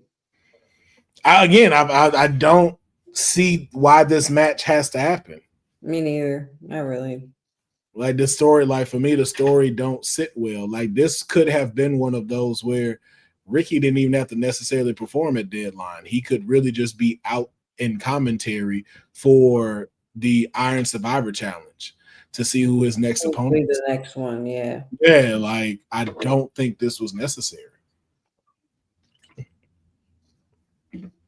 But to Bose's point, it has this feeling like he has to defend it at Deadline. And it's like, okay. Again, it just feels like we have to put something together and then this is what we're doing. But I'm like, I feel like I don't, and again, I don't see what the end game is. I know we shouldn't always be on that type of view, but it's just like, I don't see what was the reasoning for them to have a rematch. Because it's going to hurt one of them. And I don't need Oba to start looking like he's unstoppable or can't get the job done with like certain people. Especially looking the way he looks now. Exactly. And then for Ricky, I'm just like, Ricky's gonna beat that. Right. And it's just like for me, I can't see Ricky taking an L and losing another title so quickly. So it's just like, so what, are y'all finna set it up to where somebody interferes and costs Oba the title? And if so, who? There's no one there where it's like, oh, this is finna make sense to cost that. Yeah, you're right. They had an out with Oba. They had a chance to be like, hey, you're going. But I don't know if if there's like a system in place. Funny to say that, but a system in place for like, when is a draft? Who gets called up? When do they call them up? Because we're supposed to have like a draft like 3 times by now. And we've seen nothing. So I don't know if it's just an uncertainty of that. That or Boza does pose a point. What if TNA interferes during that match? Yeah, true, because after all of that happened, TNA kind of been quiet, in regards to. Well, they also cost Mike Santana his championship. Exactly. So that's all the more reason for them to. That's incentive, I guess. Boza may be right. That may be what they do. I just don't want this to look like the way it looked when Oba went up against the Don and shit. I don't need that twice. I don't want that. I really don't. Yeah, I'm looking at Boza's comments about HBK. HBK, like, I gotta put on a show too, and these are the best people I got, and on Tuesdays or whatever. Like, they're gonna be ready for Mondays and Fridays, but right now there's still a show he has to put together. And he knows who his talent is, man. Like, you gotta make this show happen. And it's like you really can. Like there's still so much storytelling for me that just ain't being done where it could be done. It's like, bro, you got so much amazing stuff you could be telling right now, and it's like, why are y'all not telling it? And again, I can't sit here and necessarily tell them what to do when it comes to this, but it's like, yo, like y'all got a lot of options that y'all not utilizing whatsoever when it comes to this stuff. But it's like that's just me when it comes to it. But one also big thing that we found out is that hey, I asked for it, and some reason it keeps happening. I said The Rock, and what happened? And I said if we don't get John Cena on NXT at least once, we have dropped the ball. Can I get to it, honey? Can I get to it? Can I get to it though? Can you knew that's what I was setting up for? Can I get to it? Fuck it, we here now, man. All right, since she just had to show the picture off. Do we get an interaction with him and Joe Hendry? I'm starting with Deonne first because you did that. I'm starting with Deonne first. What are the chances we see Joe Hendry and John Cena in the ring together? And do we possibly get a match? See, that's where we're being greedy. I was thinking the same thing. We're being greedy. I want to be greedy. I was like, that's where we're going to be greedy. But no, I think this is the point in time to do it. This is a great opportunity, probably the only opportunity to do it. Joe Hendry's been popping up everywhere. Let's let him pop up somewhere while Cena's doing this Iron Survivor competitors, selecting them. So, yeah, I think it happens. A match, how cool or how dope would it be to see Cena wrestle in NXT next week? Give it a 70% chance, man. 70% chance. Nah, that's too high. 65. Damn, I want to see it though. I want to see it. I want to see it. You know what might happen? Not even gonna lie. You know what might happen?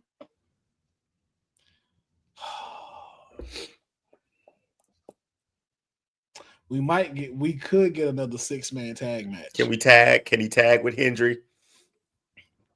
Hendry, Cena, Oba versus Trick, Ethan Page. Who's one more heel? Is Oba not is considered a heel? He's still a face. By what metric?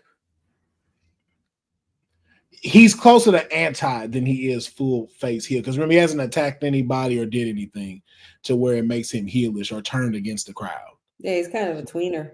Yeah. Okay. So those two, Trick, Ethan.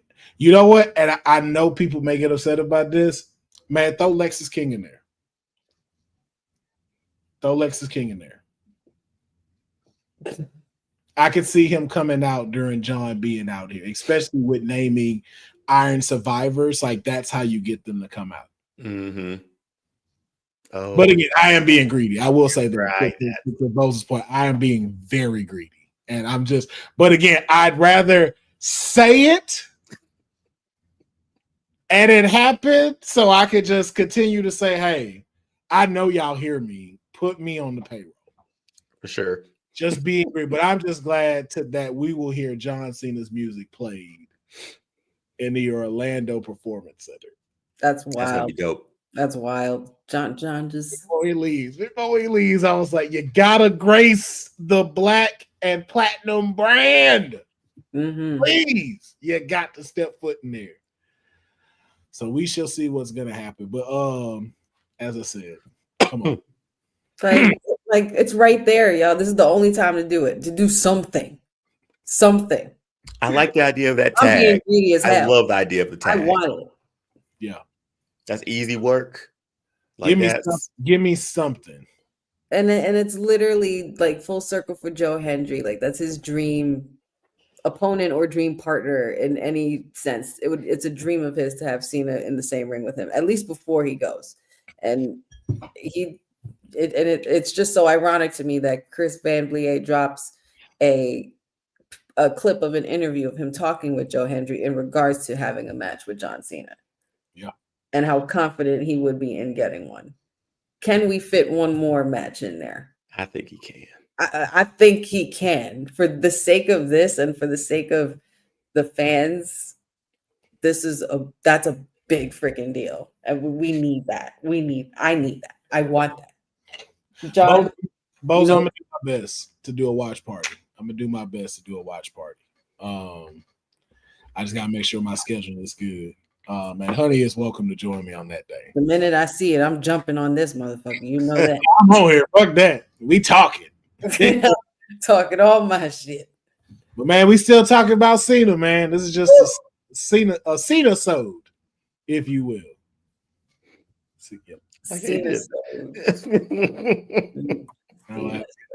Anybody? No. Cena-sode. Like it.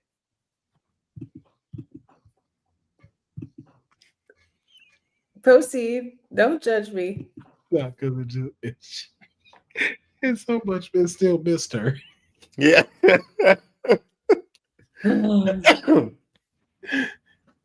Oh shit, man. We love you, Honey. We love, man. Let's get Survivor Series, man.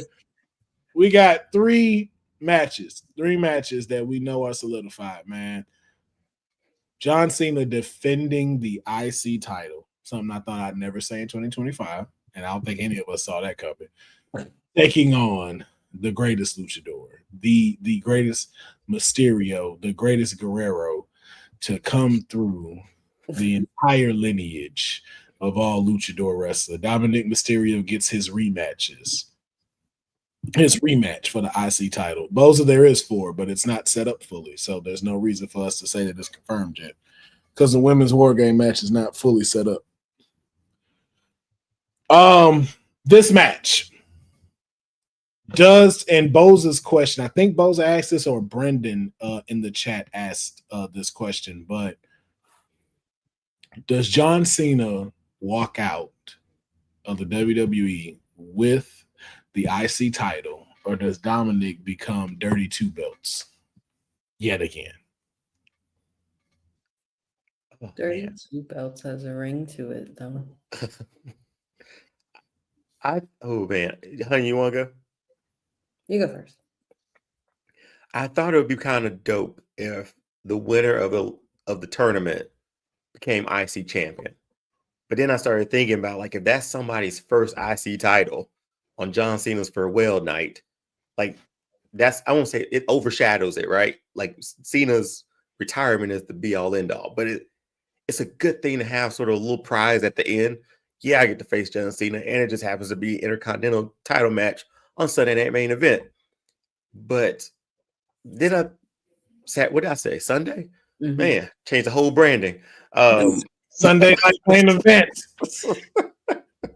But I thought it'd be like a really good prize at the end. You beat John Cena, you get the title, you celebrate, but like, it's his retirement. You got to roll out of the ring and give it to him. Like, it's his night. So I'm thinking after that, I think Dirty Dom, Cena became a Grand Slam champion. That we checked that box.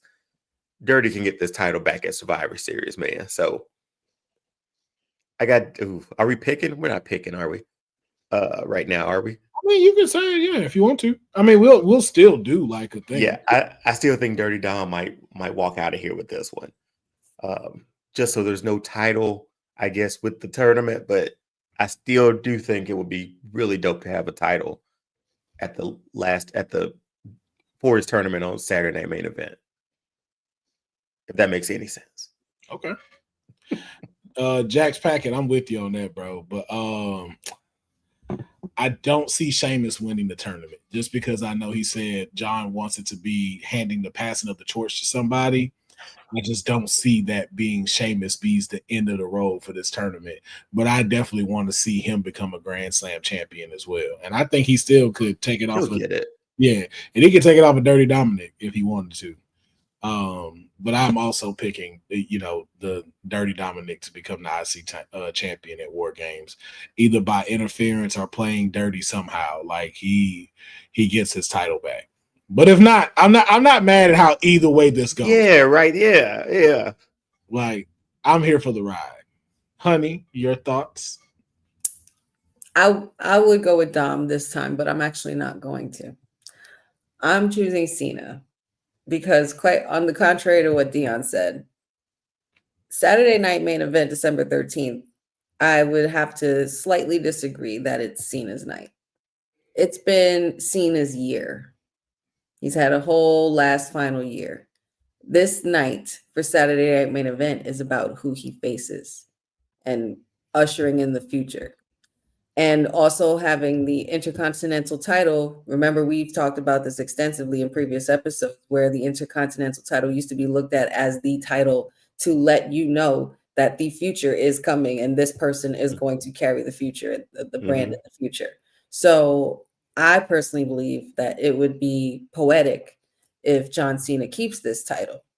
He already knows that he can outsmart Dirty Dom, unless Dirty Dom has a different trick up his sleeve, but John Cena's been in there with the best of them. And, in this case, this old dog always has new tricks, and John Cena, I think he is going to retain, and Dom's going to move on to bigger, better things. Again, This is a win-win, man. This is a win-win. I'm not really tripping on how this goes at all. I mean, but honey, you did put it perfectly though, with the title being in play for the tournament and passing that off, and like, hey, this is a workhorse title, right? Mm-hmm. Even though Cena just got it, he was a workhorse for 20 plus years. Yes. So you're right. I like the picture that paints for that.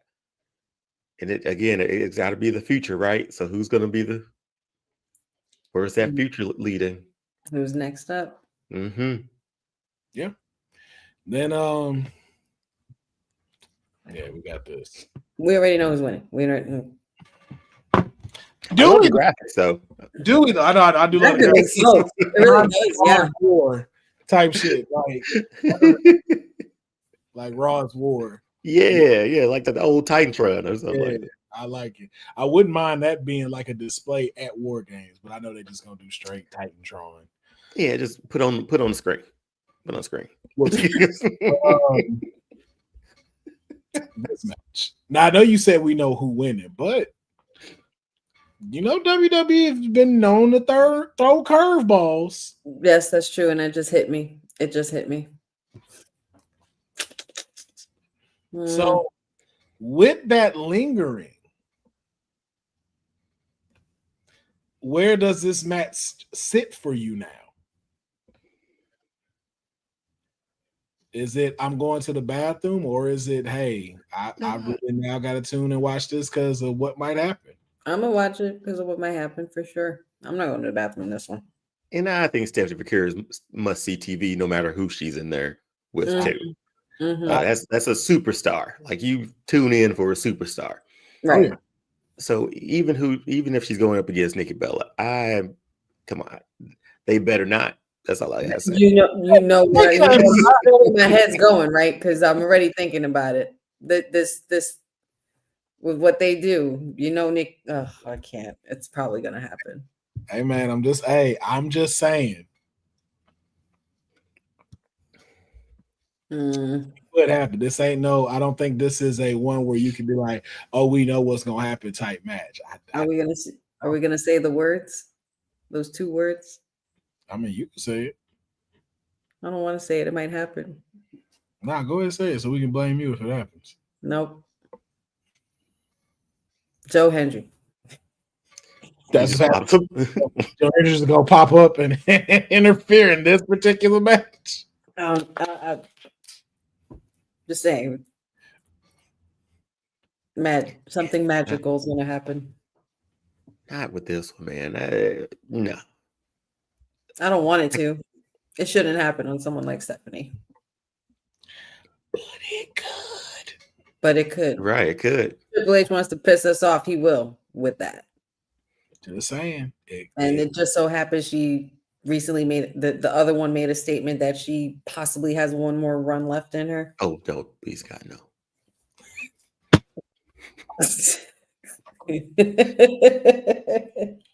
Please God, no. Not please God. That's how you feel, D? I really do. I'm sorry. If I gotta hear her theme music, man, and hear her scream out I can't stand the start of that song. It oh my bothers me goodness. so much. I If can't. I gotta hear that, and if I gotta hear her scream mode, I'm like, no, we're not behind this. Nobody in this arena is behind this. Or buying it. You not ready to hear? You're like click. You not ready for it to come out into the top flannel? No, nope.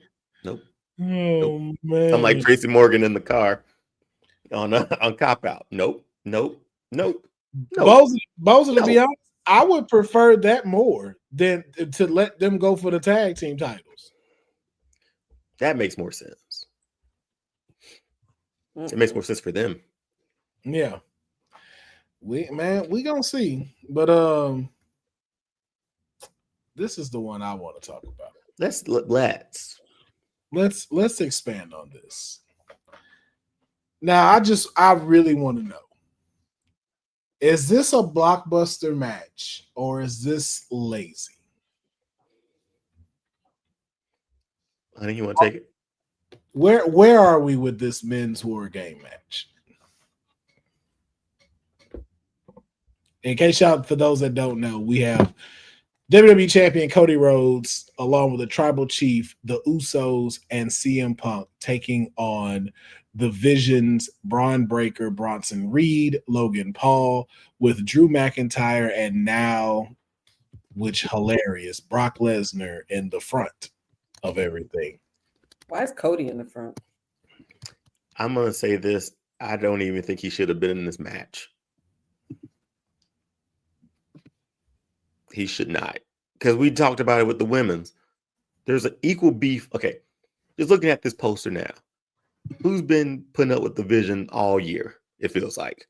CM Punk and the Usos, right? That's pretty much been it. Maybe throw Roman in. Yep, Roman too, because they wrestled them. Well, they all, I will say, they all have had the interaction with the Vision. Even Cody. Yeah. Even Cody. Yeah, but I will say, like, oh, I know he's in the tournament, but I would have switched LA Knight for Cody Rhodes. Because again, that's more connective tissue for me, at least, with the other side over there too. Drew just hates everybody, man. That's fine. Brock was, again, we don't have Seth, so who can we fill with that spot? But he has had no beef with anybody for a while. He has been here to do anything. He only fought Cena. That's all he's done. That's all he's done. Yeah, but you got to think about it too. Is he's a Heyman guy. So this is the Heyman favors being brought in, and we know Seth Rollins also being hurt changed a lot of stuff too. But here's the thing: if you're telling me to make a blockbuster war games with the roster I have, this is probably what I would have done. Mm-hmm. And I don't necessarily disagree with the choosing of them. Mm-hmm. My issue is, how does this work when they're all in there? Lord have mercy. You got a lot of ego in this match. Who eats the pin? That's one of the biggest things. Who eats the pin? Who goes in first? And who wins? Who's the last one? You know. And also, they gonna need some way bigger cages to have all of them in there. Lord have mercy. Big ass dudes. That's the case that Brock ought to be last.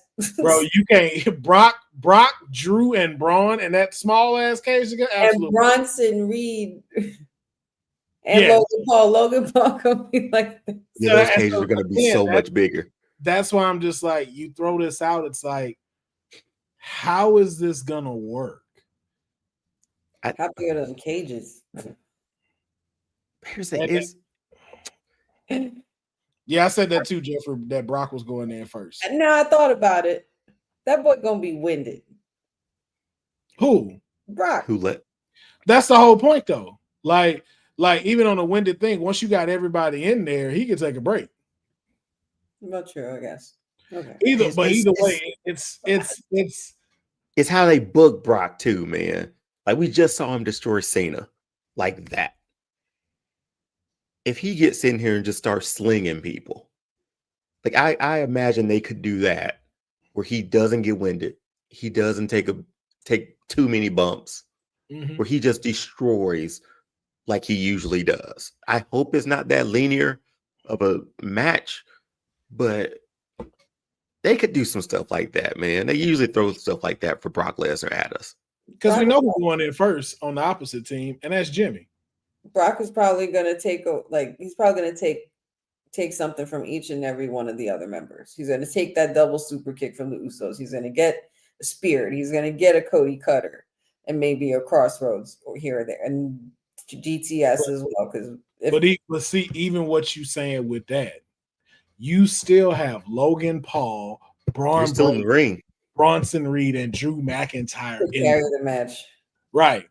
And that's why I say this is where you start to kind of see of like, how is this going to gel together? Like, do you like, because even in the scenario, what we're thinking now, Brock goes in first, Jimmy is in there first, Jimmy's getting manhandled, Jay got to go in there to save his brother. Now they're jumping Brock, but Brock's still kind of holding his own. Then let's say you send in Logan Paul first to go in, or Bronson Reed, maybe even Braun Breaker, because of, like the Steiner history and stuff like that.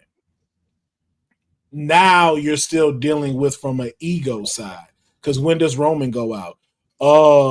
Does CM Punk get his lick back and hold him to not go in? And then you got your champion too. When does your WWE champion go in? Or does he go in first with Brock? Like, it's a lot of like, not sure. How is this gonna work? And not in a bad way where it's like, I need to know how this plays out. Yeah. But it's one of those where this can either go incredibly right or this is gonna incredibly fuck up. Yeah. And not for nothing, I think what's bothering me the most is that I've seen the same War Games team on the left. The only difference is you take out Cody and you put in Sammy. That's it. True. Like, how many times are we gonna keep making this team? Somebody needs to betray somebody on these teams. Somebody needs to come. And Logan Paul, I will say, he will probably be an X factor in this match. And honestly, I know I shouldn't say it like this. The tribal chief didn't need to be here. That could have been LA Knight. I thought we wasn't going to see him till Christmas anyway. I mean, you're right. That could have been LA. Yeah. Because he's in that storyline. Again, Cody makes sense because he's here normally and he's dealt with them. This could have been where LA Knight was at. Yep. And where you actually have a real story. The only big one that's pointed out is Paul, but it's because, it's Brock, but because he's a Paul Heyman guy. And if you decide to make all of this the vision, then you're really working with something. But it's just like, it's this has a lot of potential to be either incredible or incredibly bad. It's gonna be touchy because you're thinking Brock goes out first. I'm thinking he's last. That cage. But does he clean house? Like that's the thing of like, we've never seen Brock in this type of matchup where you got to play well with others.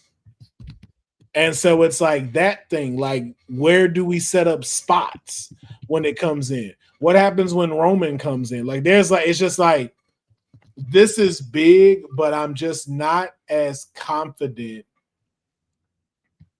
in WWE's current writing for this to be told properly. Had you given me this during the Attitude Era, I'd have been like, yo, you got Jim Ross and all of them there? Like, this finna be in. Like, this gonna be up there with that 6-man Armageddon Hell in the Cell match. Mm-hmm. But with how they're currently writing, I'm not confident yet.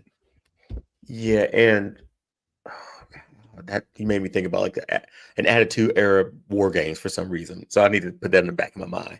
But no, looking at this, we already talked about it a little bit, like we said with the women's, right? Just star power, they got it, great. But you're right. Like, how does this match? How will it flow with all these big names in it? And God, you made me forget my thoughts because I'm still thinking about this Attitude Era War Games, man. That you just threw. I'm thinking like, who would I book for that? Damn, I had a point. I got nothing. I lost it. I'm sorry, sir. Nah, it's all right, man. But we gonna see. But any final thoughts on this, though, honey? Your final thoughts on this before we do move on? Just I better make this good because I'm not feeling it. Both War Games matches. I really hope something comes out of this. Like, I'm not sure. I just need gratification when I'm watching these matches. This is War Games. Like, yeah. And then too, with like everything that's already a part of this, because it's what we're probably not gonna have no more than maybe 5 matches. So you only got like one more match to fill in. With the 2 women's war game matches, 3 other matches in the middle. Sorry. Just thinking of that Stephanie Baker and Nikki Bella match. Just, man, come on. Got me sleeping. Sorry. And then you only probably get one more match. But those 2 matches, all jokes aside, are big matches. Still, you know, like Nikki Bella is a legend to somebody, and Stephanie Baker is the champion. And then you got John Cena and Dominic Mysterio as well, in Dominic's hometown. So it's like these war games has to be able to balance this out. Like, they have put so much pressure on their shoulders as to where you could make Survivor Series one of the best PLEs of the year. That's right. Oh, go ahead, Phil. I don't want you to lose it. No, you were talking about, like, excuse me, like story with this. The last 2 years, and just thinking about it, we know we've had a lot of Survivor series, a lot of war games. But from a story standpoint, the last 2 years have been like flawless. Even though they were bloodline related, they told a story that worked, but it was a story that built over, I feel like, months of heat with the people who they went up against. And then when they got back together, it made sense on that end. This, I wish there was like maybe 2 more weeks before Survivor Series, just to build some tension between the babyface team, in order to solidify or build some tension between the heels team, just so we can get what ideas we have going in there. They got 1-2 shows tops to do that for us before War Games starts. If Cody comes in and he messes up and CM Punk pushes him, like, we could have did this for like 2 weeks to add some more tension to it. It's rushed, obviously, moved around because of injury and stuff like that. But yeah, another good 2 weeks, man. I think we would have felt differently about this one. But we're 9 days away, and boom, they were like, "Hey, here it is. Y'all take this shit." Yeah, like, we'll do what we can in between time. But hey, it's still gonna happen on Saturday. So yeah, it's gonna happen regardless. So it's gonna happen regardless of how we feel about it. That shit's happening, and we still gonna watch it. But like I said, though, it has the capability of being, again, the best PLE of the year, or going horribly wrong. And I think it really is to try to combat blood and guts from AEW. As much as they act like they don't or whatever, them 2 matches was insane, men and women. So as much as we made some of us may not be on the gory side, those were 2 incredible matches. And back in the day, I could take it, but It's not for everybody. And again, I'm not a big blood and guts type of person like that. Not saying like the show, but I'm not a big like gusher type of look. Like I'm not always about that. Like I don't mind seeing it any other time, but it's like, like if you're gonna do it fine. But I'm definitely not one of those people. Yeah, that whole fork to the forehead until it. It's like I'm out. Yeah, I'd be like, all right, wrap this up.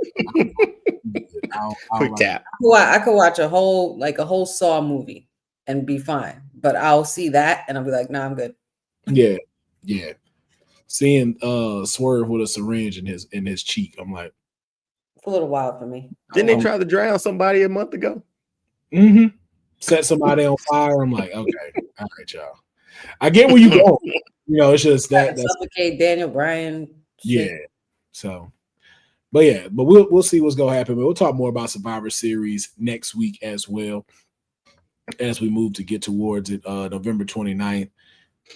It could be either epic or epically shitty. So we will find out. But you know what ain't shitty? Getting into this third and final statement that Deonne will have to be making as a part of his consequences for being a you got that, say this one slow and look right at the camera. Okay.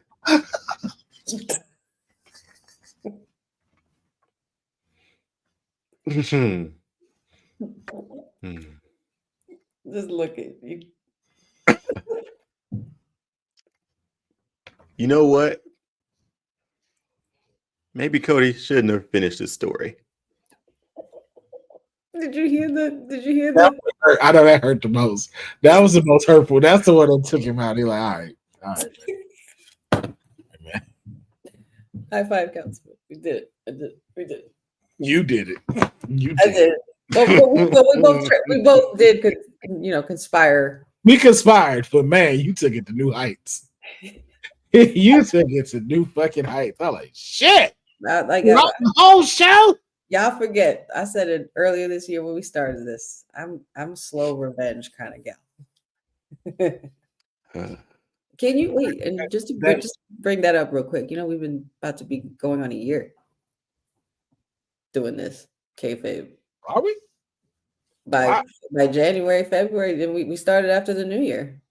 Man, I'll be high. I don't remember when we started stuff. Yeah, that was before we did them before Xander was here, I think. Yeah, you were getting ready to have Xander. Yeah. Yeah, because I remember we sat and we were like, you were planning on when you wouldn't be there, and we were trying to figure out what to do while you were on paternity leave for here.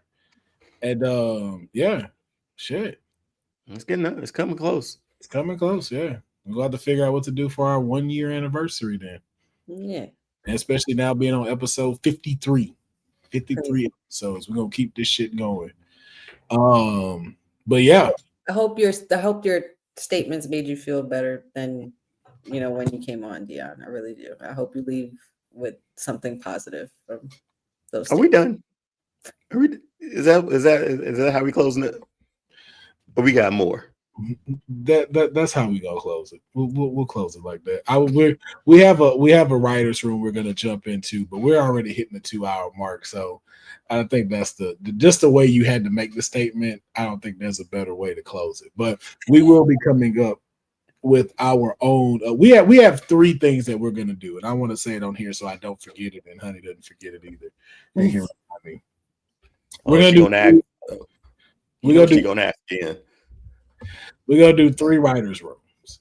One is going to be coming up with who should be in Deadline. And I think it'll be cool for to hear John Cena's first and then come up with ours. And then we will also do a Attitude Era War Games match. Because I like that you came up with that. We gotta do that in the writers' room. And then in January,